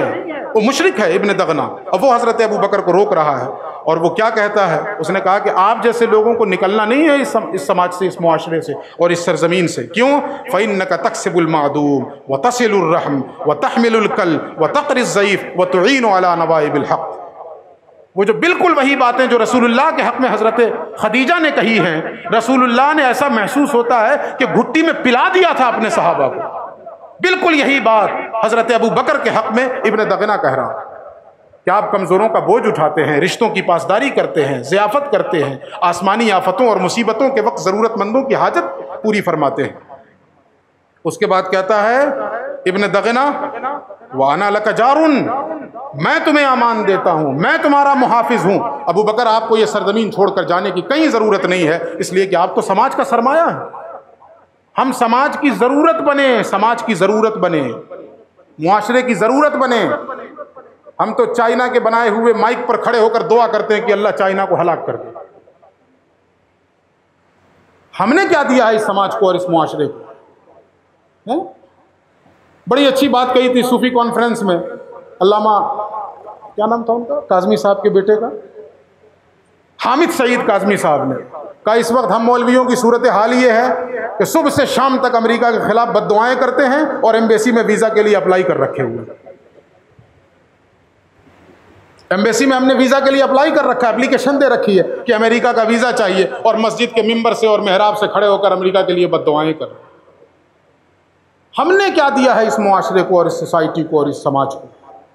ابن دغنہ ہاتھ روک کر کھڑا ہو جا رہا ہے کہ ابو بکر نہیں، تم سماج کی ضرورت ہو، سماج کا سرمایہ ہو، تمہیں ہم نہیں جانے دیں گے ورنہ ہمارے سماج سے خیر نکل جائے گا۔ اور کہتا انا لک جارن، میں آپ کا محافظ ہوں۔ اور اس کے بعد لفظ سنیے وہ کیا کہتا ہے ابن دغنہ، آج بھی صورتحال بدل سکتی ہے، پہلے ہم سماج کا سرمایہ تو بنے، سماج کی ضرورت تو بنے۔ وہ کہتا ہے فرجع فاعبد ربک ببلادک، وہ کہتا ہے ابو بکر پلٹ جاؤ اپنی زمین کی طرف اور اپنے وطن کی طرف، اور جاؤ اپنی زمین پہ اللہ کی عبادت کرو، ہم تمہارے محافظ ہیں، ہم تمہیں امان دیتے ہیں، اپنی زمین پر اللہ کی عبادت کرو۔ آج میرے اس مجمع میں بہت سے غیر مسلم بھائی بھی موجود ہیں، اور وہ ایسے ہیں جن کے اندر انسانی اخوت کا جذبہ اس قدر رچا اور بسا ہوا ہے کہ وہ ہم جیسے لوگوں کے لیے اپنی زمین فراہم کرتے ہیں کہ آئیے میری زمین پہ سجدہ کیجیے۔ یہ ہمارا ہندوستان اچھے لوگوں سے خالی نہیں ہے، وہ چند مٹھی بھر جماعت ہے، وہ ہر مذہب میں ہے، ایسا نہیں ہے کہ صرف ہندو دھرم میں ہے، وہ ہر مذہب میں ہے، لیکن تمام مذاہب کے اکثریت، تمام مذاہب کے ماننے والوں کا اکثریتی طبقہ جو ہے وہ اپنے اندر اخوت رکھتا ہے، ہمدردی رکھتا ہے، بھائی چارے کا جذبہ ہے اس کے اندر۔ مجھے اپنے شیخ کے ساتھ وہ سفر یاد ہے کہ سفر پہ نکلے تو مغرب کا وقت تھا، بڑا نازک وقت تھا، تو ایسا محسوس ہوا کہ اب وقت چلا جائے گا اور ٹریفک زیادہ ہے، اور گاڑیوں کی لائن لگی ہے، پوری گاڑیوں کی لائن لگی ہے، جام لگا ہوا ہے۔ اب ادھر ادھر دیکھ رہے ہیں اور ایسا اندازہ ہو رہا ہے کہ ابھی جام کھلنے والا بھی نہیں ہے، اور مغرب کا وقت بالکل یہ سمجھ لیں کہ خطرے کے نشان کے قریب پہنچ چکا ہے۔ تو قریب میں ایک دکان نظر آئی، تو شیخ نے فرمایا ایک شخص سے کہ جاؤ ذرا اس سے پوچھو جا کر کہ وہ ہمیں نماز پڑھنے کے لیے جگہ دے گا۔ وہ غیر مسلم ہے جس کی دکان نظر آئی، اس سے پوچھوایا گیا کہ جاؤ اس سے پوچھو کہ وہ ہمیں نماز پڑھنے کے لیے جگہ دے گا۔ جو ہی یہ بات اس سے کہی گئی، اس نے والہانہ انداز میں استقبال کیا، بالکل بالکل آپ آئیں۔ اور پھر نہ صرف یہ کہ اس نے استقبال کیا، جو اس کا کاؤنٹر تھا اس نے اپنا کاؤنٹر سرکایا اور اپنے گھر سے جا کر نہایت صاف و شفاف چادر لے کر آیا، اس چادر کو بچھایا اور کہا یہاں نماز پڑھیے۔ ہم لوگ ریوا جاتے ہیں، قریب میں ایک ڈھابا کھلا ہوا ہے، ریسٹورینٹ کھلا ہوا ہے، ہمارے حضرت اکثر و بیشتر وہاں رکتے ہیں، وہ غیر مسلم ہے وہ شخص، اکثر و بیشتر وہاں قیام کرتے ہیں، جس وقت پہنچتے ہیں نماز کی خاطر ارادہ کر کے چلتے ہیں وہیں نماز پڑھیں گے۔ وہ جو انداز محبت ہوتا ہے نا، ایسا محسوس ہوتا ہے کہ وہ اپنی زبان سے اس زمین کو چاٹ کر صاف کر دے گا جس پر ان کا گرو نماز پڑھنے والا ہے۔ وہ کیوں؟ جو حضرت ابو بکر کی سیرت ان کے اندر پائی جا رہی ہے، رسول اللہ کا اسوہ ان کے اندر پایا جا رہا ہے۔ تو ابن دغنہ جو کہا تھا نا کہ پلٹ جاؤ اور اپنے وطن میں اور اپنی زمین پر جا کے اللہ کی عبادت کرو، میں حفاظت لیتا ہوں، میں امان لیتا ہوں، بشرطے کہ یہ خوبیاں ہمارے اندر پیدا ہو جائیں۔ آج صرف ہمارے ہاں زبانی جمع خرچ رہ گیا۔ جب صورتحال یہ ہوتی ہے نا، اللہ معاف کرے، کہ جب نازک حالات پیدا ہوتے ہیں تو ہم صرف بیان کی حد تک اسلامی سماحت کا ذکر کرتے ہیں، صرف بیان کی حد تک یا تحریروں کی حد تک، بس لفظوں سے بول دیا، یا قلم سے تو آج کل کہنا بھی نہیں چاہیے، انگلی سے لکھ دیا، انگلی سے لکھ دیا ہم نے، سوشل میڈیا پہ ہو گیا، ہم نے سوچ لیا کہ ہم نے اپنی ذمہ داری ادا کر دی۔ نہیں، جب تک عملی طور پر اس پیغام کو اور اس کردار کو عام نہیں کیا جائے گا، تبدیلی نہیں آنے والی ہے۔ ایک واقعہ مجھے یہاں پہ اور یاد آیا، اور اس پس منظر میں بھی اس کو سمجھیے۔ بہت سے لوگوں کو اس بات پہ اعتراض ہے کہ ان کی مجلس میں جو ہے نا بہت سے نان مسلم بیٹھتے ہیں، بہت سے نان مسلم بیٹھتے ہیں۔ تو کیا ہوا بھائی، محبوب الہی کی مجلس میں بیٹھتے تھے، بابا صاحب کی مجلس میں بیٹھتے تھے، اچھی بات ہے نا یہ۔ اب آرزو کیا ہوتی ہے کہ آج آیا اور پہلے ہی دن جو ہے وہ شروع ہو جائے۔ میں اشاروں کی زبان میں، خواجہ صاحب کے یہاں کون بیٹھتا تھا؟ جی، خواجہ صاحب کے یہاں بیٹھتا کون تھا؟ جب خواجہ صاحب ہندوستان تشریف لائے تو کتنے کروڑ مسلمان رہے ہوں گے؟ وہ خواجہ صاحب بھی سب کو بھگا دیتے تو ہم لوگ کہاں ہوتے؟ اندازہ کر لیں، یہ تو ان کا احسان ہے۔ میں تو اکثر و بیشتر کہتا ہوں کہ ہندوستان میں جو اسلام کی بہاریں نظر آ رہی ہیں، یہ خواجہ صاحب کا احسان ہے یا ان کے شاگردوں کا احسان ہے، ان کے خلفاء کا احسان؟ باقی اور کوئی کریڈٹ لینے کی کوشش نہ کرے، یہ ہمارے چشتی صوفیہ کا احسان ہے کہ انہوں نے اس سرزمین پر اسلام کی بہاریں قائم کی۔ وہ خواجہ صاحب ہیں، روح رواں اس کے۔ یہ سمجھ لیجئے کہ بیج ڈالی ہے خواجہ صاحب نے، اور اس بیج کو تناور درخت کی شکل میں تبدیل کر دیا ہے محبوب الہی نے۔ بیج ڈالی تھی خواجہ صاحب نے۔ وہ جو خود دعا بھی ہے نا، خواجہ صاحب کی دعا بھی ہے کہ اللہ رب العزت تجھے وہ سایہ دار شجر بنائے گا جس کے سائے میں خلق خدا آرام کرے گی۔ وہ لگتا قبولیت کی گھڑی تھی، اور وہ شجر سایہ دار بن گئے محبوب الہی، اور خلق خدا آپ کے سائے میں آرام کر رہی ہے، آج بھی کر رہی ہے، آج بھی کر رہی ہے۔ تو لوگوں کو اعتراض ہوتا ہے کہ نہیں جی، وہ کوئی آ رہا ہے تو پہلے ہی دن کیوں نہیں ٹچ کر دیتے ہیں؟ آپ سمجھ جائیے میں اشاروں کو۔ رسول اللہ کی زندگی کا واقعہ سنیں۔ یہودی بچہ ہے اور ساری عمر رسول اللہ کی خدمت میں رہ رہا ہے، ساری عمر رسول اللہ کی خدمت کر رہا ہے۔ اور کیا خدمت کر رہا ہے؟ دو خدمت کرتا تھا۔ اس کی کوشش اس بات کی ہوتی تھی کہ رسول اللہ اپنے نالین جو ہی اتاریں، وہ آپ کے نالین کو لے کر گود میں بیٹھ جائے۔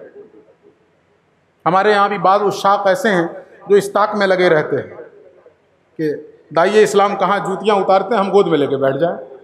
اور سب سے پیش ہے ہمارے غریب اللہ بابا۔ تو وہ بچے کی یہ خدمت تھی، ایک کہ وہ نالین گود میں لے کے بیٹھ جاتا، اور دوسری خدمت یہ کرتا کہ رسول اللہ جب وضو کے لیے تشریف لاتے تو اس کی کوشش یہ ہوتی کہ میں پانی دیتا، میں وضو کراتا۔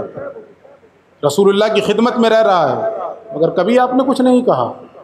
بیمار پڑ گیا، چند دن نظر نہیں آیا، تو صحابہ سے پوچھا کہ وہ بچہ نظر نہیں آ رہا ہے، تو صحابہ نے کہا بیمار ہے۔ کہا چلو اس کی عیادت کو چلتے ہیں۔ اس کی عیادت کو گئے۔ اب وہاں پہنچ کے رسول اللہ نے اسلام پیش کیا۔ اب جب عیادت کے لیے گئے ہیں، اب اسلام پیش کر رہے ہیں پیغمبر، تو وہ بچہ جو ہے نا اس وقت اپنے باپ کی طرف گھوم کر دیکھتا ہے۔ جب رسول اللہ نے اسلام پیش کیا تو وہ اپنے باپ کی طرف گھوم کر دیکھتا ہے، تو اس کے باپ نے جو جواب دیا ہے، میں پورے پس منظر کے طور پہ اگر بیان کروں تو وہ یہ کہتا ہے، مجھے کیا دیکھتے ہو، ابو القاسم تیرے گھر آ گئے ہیں، سب کے گھر تو جاتے نہیں نا، میری طرف مت دیکھو، جو ابو القاسم کہتے ہیں ان کی بات مان لو، ان کی پیروی کر لو، میری طرف نہ دیکھو۔ اور جوئی باپ نے جو وہ گرین سگنل دیا ہے، اس نے اقرار کیا اشہد اللہ الہ الا اللہ واشہد ان محمد رسول اللہ۔ اللہ کے نبی اس کے گھر سے نکلے، ادھر آپ نکلے بھی نہیں کہ ادھر اس کی روح پرواز کر گئی۔ اب اللہ کے نبی ایک جملہ ارشاد فرماتے ہیں، تمام تعریفیں اس پروردگار کے لیے ہیں جس نے میری وجہ سے اسے جہنم سے نجات دے دی، میری وجہ سے اسے جہنم سے نجات دے دی۔ تو یہ ساری زندگی رسول اللہ اپنی صحبت میں کس کو رکھ رہے ہیں؟ اور پہلے ہی دن کیوں نہیں ٹچ کیا اس کو؟ اور ہم متمنی رہتے ہیں، متمنی بھی رہے تو غنیمت ہے، شاکی رہتے ہیں۔ چلو متمنی رہے تو ہم سمجھیں گے چلو آپ کی نیت اچھی ہے بھائی، آپ تو شاکی رہتے ہیں اور ان چیزوں کو بنیاد بنا کر فتنے پھیلاتے ہیں۔ یہ سیرت کے باب ہم نے نہیں پڑھے، یہ سیرت کے واقعات ہم نے نہیں پڑھے۔ ایک واقعہ اور سنیں یہاں پہ، حضرت اکرمہ ابھی ایمان لائے نہیں ہیں، ابھی چلے ہیں ایمان لانے کے لیے، ایمان کے ارادے سے نکلے ہیں، ابھی لائے نہیں ہیں۔ ہاں والدہ کو پہلے بھیج دیا تھا یا بہن کو؟ اہلیہ کو پہلے بھیج دیا تھا کہ جا کے میرے لیے امان لے لو، حضور سے، پیغمبر سے امان لے لو۔ اہلیہ آئیں، امان لے لیا۔ اب حضرت اکرمہ آ رہے ہیں، ابھی ایمان لائے نہیں، ارادہ لے کر آ رہے ہیں کہ جا رہا ہوں رسول کی خدمت میں، ایمان لاؤں گا۔ نکلے، اب اللہ کے نبی صحابہ سے کہہ رہے ہیں اکرمہ آ رہے ہیں، ارادہ ایمان لے کر آ رہے ہیں، خیال رہے کوئی اکرمہ کے باپ کو گالی نہ دے۔ یہ رسول اللہ تلقین فرما رہے ہیں، خیال رہے کوئی اکرمہ کے باپ کو گالی نہ دے۔ اور اگلا ٹکڑا تو ہر زمانے کے لیے ایک اصول ہے، اللہ کے نبی فرماتے ہیں اس لیے کہ جس مردے کو تم گالی دو گے اسے وہ پہنچے گی نہیں، البتہ زندے کو اذیت پہنچ جائے گی۔ ہم نے جس مردے کو گالی دی اسے تو وہ گالی نہیں پہنچے گی، اسے اس گالی کی ضرب کیا پہنچنے والی ہے، اس کی چوٹ کیا پہنچنے والی ہے، البتہ جو زندہ ہے ہمارے سامنے ہمارے اس طرز عمل سے اسے اذیت پہنچ جائے گی۔ بڑی اچھی بات ہمارے ازہری صاحب نے کہی کہ ہم ایک دوسرے کے سامنے جب بیٹھیں تو ایک دوسرے کے مشائخ کا احترام کریں، جو دنیا سے چلے گئے وہ چاہے جیسے ہوں، اگر ہم ان کا نقص کے ساتھ اور عیب کے ساتھ ذکر کر رہے ہیں انہیں تو کوئی تکلیف نہیں پہنچے گی، لیکن وہ شخص جو ہمارے سامنے پہنچا ہے اسے اذیت پہنچ جائے گی، اسے تکلیف پہنچ جائے گی۔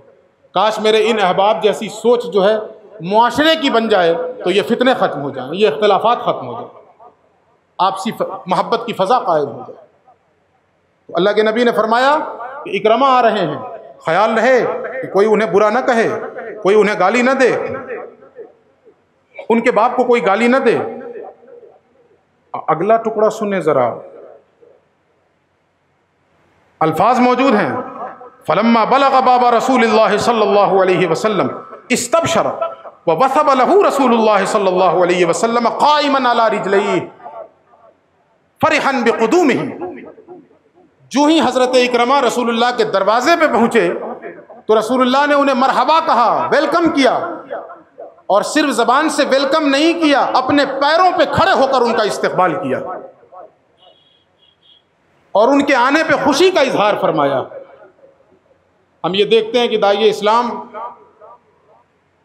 کوئی بھی اس طرح کے لوگ آ جائیں، کوئی سوامی جی آ جاتے ہیں، کوئی پنڈت جی آ جاتے ہیں، تو ہم یہ دیکھتے ہیں کہ بڑھ کے اس کا استقبال کرتے ہیں، بڑھ کے اسے گلے لگاتے ہیں۔ کوئی اس طرح کا شخص آ جائے تو یہ رویہ نبی کی سیرت کا ہے۔ یہ آج یہ چیزیں رخصت ہو گئی ہمارے اندر سے، کاش یہ چیزیں ہم اپنے اندر پیدا کر لیں۔ اللہ کے نبی کن کے لیے؟ جو ابھی ایمان لائے بھی نہیں ہیں، ایمان لائے بھی نہیں ہیں، وہ تو آئے ہی ہیں، مبارک کہہ رہے ہیں، بشارت دے رہے ہیں، خوشخبری دے رہے ہیں، ویلکم کر رہے ہیں اور کھڑے ہو کے ان کا استقبال کر رہے ہیں، اور صحابہ کو تلقین کر رہے ہیں، خبردار اکرمہ کے باپ ابو جہل کو کوئی برا نہ کہے، اس لیے کہ وہ گالی اس تک نہیں پہنچے گی مگر اکرمہ کو دکھ پہنچ جائے گا، اکرمہ کو اذیت پہنچ جائے گی۔ یہیں پہ ایک حدیث اور یاد آئی، چند میں نے لکھ کے رکھا ہے، میں نے پہلے سنایا بھی ہے۔ رسول اللہ کے سامنے سے ایک جنازہ گزرا، کھڑے ہو گئے، کسی نے کہہ دیا یا رسول اللہ یہ تو یہودی تھا، کسی نے کہہ دیا یا رسول اللہ یہ تو یہودی تھا، یہ بخاری کی حدیث ہے۔ اللہ کے نبی فرماتے ہیں الیست نفسا، کیا وہ جان نہیں تھا؟ آج کے زمان میں ترجمہ کر لیں تو کیا وہ انسان نہیں تھا؟ کہنے والے نے کس نظریے سے کہا؟ وہ یہودی تھا، اس کے لیے کیوں اتنا اہتمام ہو، اس کی کیوں رسپیکٹ کی جائے، اس کے مرنے کی، اس کے جنازے کی؟ اللہ کے نبی فرماتے ہیں الیست نفسن، کیا وہ انسان نہیں تھا، کیا وہ جاندار نہیں تھا؟ آج ہمارا رویہ کیا ہو گیا؟ اللہ معاف کرے، ہم نے تو یہ بھی اخبار میں پڑھا ہے، یہ دردناک صورتحال ہے ان مسلمانوں کی، اور اس کے بعد کہتے ہیں کہ ہمارے ساتھ ایسا ہو رہا ہے، یہ تو کم ہو رہا ہے کہ دفن کی ہوئی لاش کو قبر سے نکال کر اس کے دروازے پہ پھینکا ہے ان مسلمانوں نے، ان کلمہ پڑھنے والوں نے، اور یہ باضابطہ پیپر میں آ چکا ہے۔ تدفین کے بعد مسلکی اختلاف کی بنیاد پر تدفین ہو چکی لاش کو مسلمانوں نے قبر سے نکال کر اس کے دروازے پہ پھینک دیا، اس کے بعد کہتے ہیں کہ ہمارے ساتھ برا ہو رہا ہے۔ نیوزی لینڈ میں جب سانحہ ہوا نا چند دن قبل، چند مہینہ قبل، تو اتنا دردناک سانحہ تھا، میرے اوپر اس کا بہت گہرا اثر پڑ گیا۔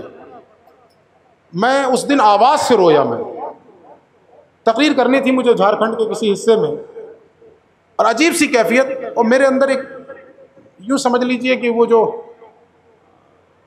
اللہ رب العزت کے حضور جو ایک سوء ظن سا ہونے لگا کہ پروردگار تیرے بندے تیرے نام لیوا تیرے گھر میں، اور ان کے ساتھ یہ ہو گیا، تو نے ان کی حفاظت کیوں نہیں فرمائی؟ اس قسم کے سوالات میرے ذہن میں پیدا ہونے لگے، تو میں نے ذیشان بھائی کو فون کیا، میں نے کہا دیکھیے ایسا ایسا ہو رہا ہے میرے ساتھ، میں بہت پریشان ہوں، بہت بے چینی ہے، بہت گھبراہٹ ہے، میں کیا کروں؟ ان کے ایک جملے نے میرا پورا نشہ اتار دیا۔ انہوں نے کہا یہ تو کچھ بھی نہیں ہو رہا مسلمانوں کے ساتھ۔ کہا دو چیزیں ہیں، ایک تو جو ہمارے اعمال ہیں اس سے بھی زیادہ ہو جائے تو کچھ تعجب کی بات نہیں، اور دوسرا جو ایک جملہ انہوں نے کہا نا، انہوں نے کہا یہ بتائیے کہ اس روئے زمین پر مسلمان ہے بھی کوئی؟ آپ کیوں پریشان ہو رہے ہیں؟ ہر شخص نے دوسرے کو کافر بنا دیا، ہر فرقے والے نے دوسرے فرقے والے کو کافر بنا دیا، تو مسلمان ہے کہاں؟ بھئی جو مارا گیا وہ آپ کے نزدیک کافر ہے، جو ادھر مارا گیا وہ ادھر والے کے نزدیک کافر ہے، تو پھر ہائے توبہ کیسی؟ پھر رونا کیسا؟ اور میں نے اسی دن تقریر میں بھی کہا کہ پہلے پتہ کر لیجئے آنسو بہانے سے پہلے کہ کس مسلک کا مارا گیا ہے۔ اگر اپنے مسلک کا ہو تو ضرور غم کیجئے، اور مخالف مسلک کا ہو تو جا کے بریانی بانٹیے، پھر کہے کہ آنسو بہانا، یہ مگرمچھ کے آنسو زیب نہیں دیتے ہمیں۔ جب آپ مسلمان مانتے ہی نہیں ہیں تو پھر اس کی موت پہ آنسو کہاں بہانا کیسا؟ جب انہوں نے یہ کہا نا کہ دنیا میں اس وقت مسلمان ہے کون، سب نے تو ایک دوسرے کی تکفیر کر دی ہے، تو یہ رونا کیسا، یہ ہائے توبہ کیسا؟ بہرحال خیر، وہ حضرت عبداللہ ابن عمر کا ایک واقعہ سن لیں یہاں پہ۔ حضرت عبداللہ ابن عمر نے ایک بچے کو دیکھا کہ وہ ایک بکری ذبح کر رہا، ایک بچے کو دیکھا کہ ایک بکری ذبح کر رہا، تو آپ نے اس سے فرمایا کہ جب اس کو تیار کر لینا نا تو سب سے پہلے جو تمہارا یہودی پڑوسی ہے اس کے گھر پہنچانا۔ جب اسے تیار کر لینا تو سب سے پہلے جو تمہارا یہودی پڑوسی ہے اس کے گھر پہنچانا۔ تو قریب میں ایک دوسرے شخص کھڑے تھے، انہوں نے کہا یہودی کے گھر میں؟ اللہ آپ کا بھلا کرے، کیسی باتیں کر رہے ہیں؟ انہوں نے کہا یہودی کے گھر میں؟ اللہ آپ کا بھلا کرے، کیسی باتیں کر رہے ہیں؟ انہوں نے فرمایا نبی نے اسی چیز کی تعلیم دی ہے، نبی نے اسی کا حکم دیا ہے، وہ پڑوسی کوئی بھی ہو بلا تفریق حق اس کا بنتا ہے۔ آج ہم اپنا جائزہ لیں، ہم مسلمانوں نے ہمارے جو غیر مسلم پڑوسی ہیں ہمارا رویہ ان کے ساتھ کیسا ہے؟ ہم نے ان کی ضرورتوں کا کتنا خیال رکھا ہے؟ ہم نے جا کر کتنی مرتبہ ان کے دروازوں پہ دستک دی ہے کہ کوئی ضرورت تو نہیں ہے؟ ہمارا جو اپنا محلہ ہے نا، اپنا محلہ، وہ آج بھی الحمدللہ اس سے بچا ہوا ہے۔ اس میں خوبی اس محلے میں یہ دیکھا میں نے کہ جو ینگ بلڈ ہوتے ہیں نا، وہ غیر مسلم کے یہاں بھی شادی ہے، بیٹی کی شادی ہے، تو جو مسلم لڑکے ہیں وہ جاتے ہیں اور کھانے کھلانے کا سارا نظم سنبھال لیتے ہیں کہ ہم کھانا کھلائیں گے، اور غیر مسلموں کو بھی ہم نے دیکھا کہ وہ ہمارے یہاں آتے ہیں۔ یہ رویہ جب تک ہم زندہ نہیں کریں گے اس وقت تک تبدیلی نہیں آنے والی ہے، اس وقت تک تبدیلی نہیں آنے والی ہے۔ بہت ساری احادیث ہیں، وقت بہت زیادہ ہو گیا، چونکہ حضرت مفتی صاحب قبلہ کا بھی وقت ہے۔ حضرت خالد بن ولید کی ایک بات، انہوں نے ہیرا ایک جگہ ہے وہاں کے عیسائیوں کو خط لکھا، اور خط میں کیا چیز لکھی ہے وہ ذرا سنیے۔ وہ لکھتے ہیں کہ تم میں کوئی معذور ہو، بوڑھا ہو، جو فزیکلی چیلنجڈ ہو، یا مالداری کے بعد محتاج ہو گیا ہو، اس کی ایک فہرست بناؤ اور مجھے خبر کرو، مجھے اطلاع کرو۔ کن کو کہا جا رہا ہے؟ عیسائیوں کو، جو تمہارے اندر معذور ہیں، بوڑھے ہیں، جسمانی اعتبار سے معذور ہو گئے ہیں، یا مالدار تھے اب محتاج ہو گئے ہیں، ان کی ایک لسٹ بنا کے میرے حوالے کرو اور میں کیا کروں گا۔ تو حضرت خالد بن ولید اسی خط میں اس کی وضاحت کرتے ہیں کہ ان کا سارا ٹیکس بھی معاف کر دیا جائے گا اور اسلامی بیت المال اس کی کفالت کرے گا۔ کس کی کفالت کرے گا؟ عیسائیوں کی۔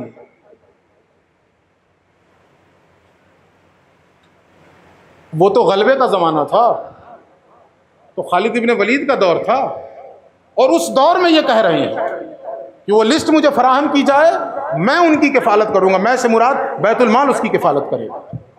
حضرت عمر کے زمانے میں ایسا ہوا ہے کہ آپ نے دیکھا کہ ایک بوڑھا شخص جو ہے وہ بھیک مانگ رہا ہے، آپ نے اس علاقے کے گورنر کو طلب کیا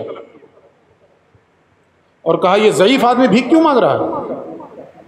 تو گورنر نے کہا حضور یہودی ہے یہ۔ تو آپ نے کرخت لہجے میں اسے ڈانٹا کہ جب یہ جوان تھا تو یہ ٹیکس دے رہا تھا کہ نہیں، آج بوڑھا ہو گیا ہے تو تم نے اسے مجبور کر دیا بھیک مانگنے پر۔ سرزنش کی اس گورنر کی، اور فرمایا میں حکم صادر کرتا ہوں کہ صرف اسی بوڑھے کی نہیں، مسلم خلافت میں جو بھی بوڑھے ہوں بیت المال سے ان کے وظیفے مقرر کیے جائیں، ان کی پوری کفالت کی ذمہ داری بیت المال اٹھائے۔ یہ تھا اسلامی تصور، اسلامی خلافت کا تصور، یہ تھا اسلامی حکمرانوں کا اسلامی حکومت میں غیر مسلموں کے ساتھ رویہ، ان کے ساتھ رواداری، ان کے ساتھ سماحت۔ قبیلہ بنو ثقیف کے غیر مسلم وفد آئے، غیر مسلموں کا وفد آیا قبیلہ بنو ثقیف، تو اللہ کے نبی نے انہیں مسجد نبوی میں ٹھہرایا۔ جی ہم لوگ تو کلمہ پڑھنے والوں میں بھی دیکھتے ہیں کون آ رہا ہے مسجد، تو چندہ کرتے وقت کیا فضیلت سناتے ہو کہ اللہ کا گھر بنایا جس نے اس کے یہ ثواب ہے۔ تو اللہ کا گھر کہاں بنا رہے؟ تم تو اپنے مسلک کا گھر بنا رہے۔ چندہ کرتے وقت تو ایموشنل بلیک میل کرتے ہو، ہم بنا للہ مسجدا بن اللہ لہ بیتا جنہ بیتا فی الجنہ، جس نے اللہ کے لیے گھر بنا وہ اللہ کا گھر ہو رہا ہے۔ ہم سے بھی ایک صاحب نے پوچھا یہ مسجد کس کی؟ میں نے کہا اللہ کی ہے۔ نہیں میرا مطلب ہے کس کی؟ میں نے کہا نہیں وہی مطلب اللہ ہی کی اور کسی کی نہیں ہے۔ وہ مطلب مجھ سے پوچھتے رہے، ہم نے کہا ہم تو بھائی مطلب نہیں جانتے، ہم سیدھے سادھے آدمی ہیں، اللہ کی مسجد ہے۔ تو پھر بولے کہ نہیں ہم نے سنا کہ ابو میاں کی مسجد، ہاں نا انہوں نے بنوایا ہے لیکن مسجد اللہ ہی کی بنوایا انہوں نے۔ وَأَنَّ الْمَسَاجِدَ لِلَّهِ، مسجدیں اللہ ہی کے لیے ہیں، اللہ ہی کا گھر ہیں۔ ہمارے سید قمر الاسلام صاحب نے ایک پوسٹ لکھا بڑا اچھا، ابھی کرکٹ ورلڈ کپ چل رہا تھا نا، تو ایک پلیئر تھا محمد شمی، اس کو نہیں کھلایا گیا، اور جو مسلمان جس مسلک کا ہو وہ دیے جا رہے ہیں پوسٹ، اسی لیے ہارے کہ مسلمان کو نہیں کھلائے، اسی لیے ہارے کہ مسلمان کو نہیں کھلائے۔ تو ہمارے سید صاحب نے بڑی اچھی پوسٹ لکھی کہ ماتم کرنے کو جی چاہتا ہے اس امت کی فکر پر اور اس کی سوچ پر کہ اپنی مسجدوں کو مسلمانوں کے لیے بند کرتے ہیں اور کرکٹ کے میدان میں مسلمان ڈھونڈتے ہیں۔ اللہ کے گھر کو تم نے مسلمانوں کے لیے بند کر دیا اور کرکٹ کے میدان میں مسلمان ڈھونڈ رہے ہو۔ اب وہاں سوچ رہے ہو کہ مسلمان ہوتا تو فتح کے پرچم لہرا جاتا۔ انا للہ و انا الیہ راجعون۔ تو بنو ثقیف کہ غیر مسلم وفد آئے، اللہ کے نبی نے انہیں مسجد نبوی میں ٹھہرایا اور حضرت خالد ابن سعید کو ذمہ داری دی کہ ان کی خدمت کی ذمہ داری آپ کی ہے، ان کی ضرورتوں کا خیال رکھنا یہ آپ کی ذمہ داری ہے۔ تو راوی لکھتے ہیں کہ خالد ابن سعید خود بھی اور اپنے ماننے والوں کو بھی اس وقت تک نہیں کھلاتے تھے جب تک غیر مسلم وفد کھانا نہیں کھا لیتا تھا، جب تک غیر مسلم وفد کھانا نہیں کھا لیتے تھے۔ یہ خوبی ہمارے علامہ صاحب کے اندر موجود ہے کہ ہمارے علامہ صاحب اس چیز کا خیال رکھتے ہیں کہ جب تک خانقاہ میں آیا ہوا ایک شخص دسترخوان پہ کھانا نہ کھا لے اس وقت تک وہ خود بیٹھتے نہیں، وہ خود دسترخوان پہ بیٹھتے نہیں۔ ایک اخیر بات عرض کروں گا کہ دیکھیں، ہمارے ساتھ جیسا ہو رہا ہو، جو ہو رہا ہو، وہ اپنی جگہ پہ، جواب میں ہمیں محبوب الہی کا عمل کرنا ہے، ہمیں پھول بچھانے ہیں، ہمیں پھول بچھانے ہیں دو وجہوں سے۔ ایک تو محبوب الہی نے فرمایا کہ اگر کانٹے ہی بچھائے جانے لگے تو ساری زمین کانٹوں سے بھر جائے گی، لہذا پھول بچھاؤ۔ دوسرے، اگر میرے کسی بھائی پر کسی نے ظلم کیا تو اس کے جواب میں ہم تو کسی پر ظلم نہیں کریں گے نا، ہم تو کسی کو اپنے ظلم کا شکار نہیں بنائیں گے نا۔ اللہ کے نبی کی ایک حدیث پیش نظر رکھیے اور اپنے رویوں کی اصلاح کریں ہم۔ اللہ کے نبی فرماتے ہیں دعوت المظلوم وَإِن كَانَ كَافِرًا لَيْسَ دُونَهَا حجاب۔ مظلوم اگرچہ کافر ہو، مظلوم اگرچہ کافر ہو، اگر وہ ظالم کے حق میں بد دعا کر دے تو اس کی بد دعا میں اور قبولیت میں ان دونوں کے درمیان کوئی رکاوٹ نہیں رہتی ہے۔ وہ کافر بھی ہو، اگر وہ مظلوم ہے اور ظالم کے خلاف اس نے بد دعا کر دی تو اللہ رب العزت اس کی بد دعا قبول فرما لیتا ہے۔ لہٰذا ہم پر یہ لازم ہے، خاص طور پہ موجودہ وقت میں ہم پر یہ لازم ہے، ایک ایک فرد اپنے آپ کو ظلم سے بچائے، عدل و انصاف کا پیکر بنے، اور ہر فرد، امت مسلمہ کا ہر فرد اپنے آپ کو مبلغ تصور کرے، اپنی محبت، اپنی رواداری، اپنی سماحت سے غیروں کے دلوں سے اسلام کے خلاف جو نفرت کے بیج بوئے گئے ہیں ان نفرتوں کے بیج کو نکال کر پھینکنا یہ ہماری ذمہ داری۔ ہم میں کا ہر شخص کمر ہمت کس لے۔ آپ ہماری دعاؤں میں بھی وہ تاثیر نہیں ہے کہ ہم صرف دعا کر دیں تو اللہ رب العزت مدد بھیجے گا۔ ضرورت اس بات کی ہے کہ دلوں کی دنیا بدلی جائے، ایک ایک شخص مبلغ بنے، ایک ایک شخص مبلغ بنے، اپنے کردار سے، اپنے عمل سے، محبت سے، رواداری سے لوگوں کے دل جیتنا شروع کر دیں۔ جو دلوں کو فتح کر لے وہی فاتح زمان، لوگوں کے دل جیتیں، ایک ایک شخص کے دل جیتیں اور کامیابی ملے گی۔ یہ شیطان کی چالیں ہیں، نا امیدی میں مبتلا ہونے کی قطعاً ضرورت نہیں ہے، اور ہم جیسے لوگ اگر نا امیدی میں مبتلا ہو جائیں، جن کے سامنے ایک رول ماڈل موجود ہے کہ جو اپنی محبت، اپنی سماحت اور اپنی رواداری کو ہتھیار بنا کر سینکڑوں دلوں کی دنیا کو بدل چکا ہے، سینکڑوں دلوں کی دنیا بدل چکا ہے، ان تک اس نے دعوت حق بھی پہنچا دیا ہے، اور نفرت، جو دلوں میں نفرتیں تھیں ان نفرتوں کا بھی خاتمہ کر دیا۔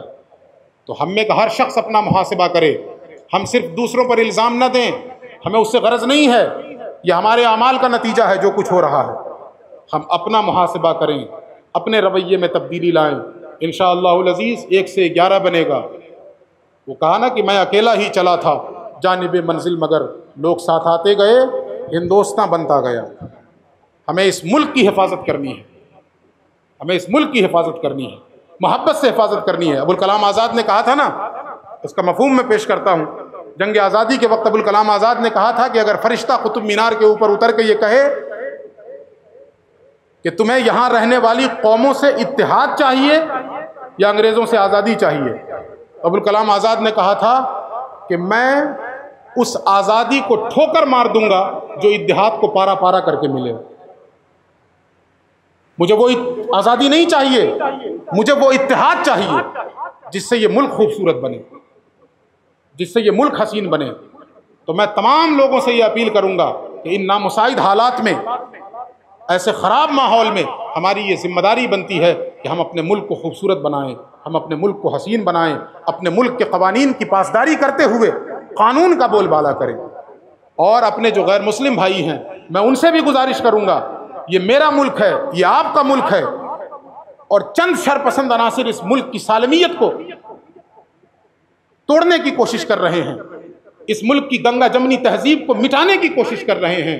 میرے ہندو بھائی، میرے سکھ بھائی، جن کے پرکھوں کا خون اس ملک کی آزادی میں شامل ہے، ان سب کی مشترکہ ذمہ داری ہے کہ سب مل کر، وہ جو اللہ کے نبی نے فرمایا تھا نا کہ ان الیہود مع المسلمین امۃ واحدہ، جب میثاق مدینہ کیا ہے پیغمبر نے تو فرمایا ہے کہ یہودی مسلمانوں کے ساتھ مل کر ایک نیشن ہیں، ایک امت ہیں، تو ہم سب ہندو ہوں، مسلم ہوں، سکھ ہوں، عیسائی ہوں، وہ سب کم سے کم اس خانقاہ سے آپ یہ پیغام لے کر جائیے کہ ہم سب بحیثیت ہندوستانی ایک قوم ہیں، ایک نیشن ہیں، اور ہم سب کو مل کر محبت کے ساتھ، رواداری کے ساتھ، پیار کے ساتھ، بھائی چارے کے ساتھ اس ملک کو آگے بڑھانا ہے، اس ملک کا نام دنیا میں روشن کرنا ہے۔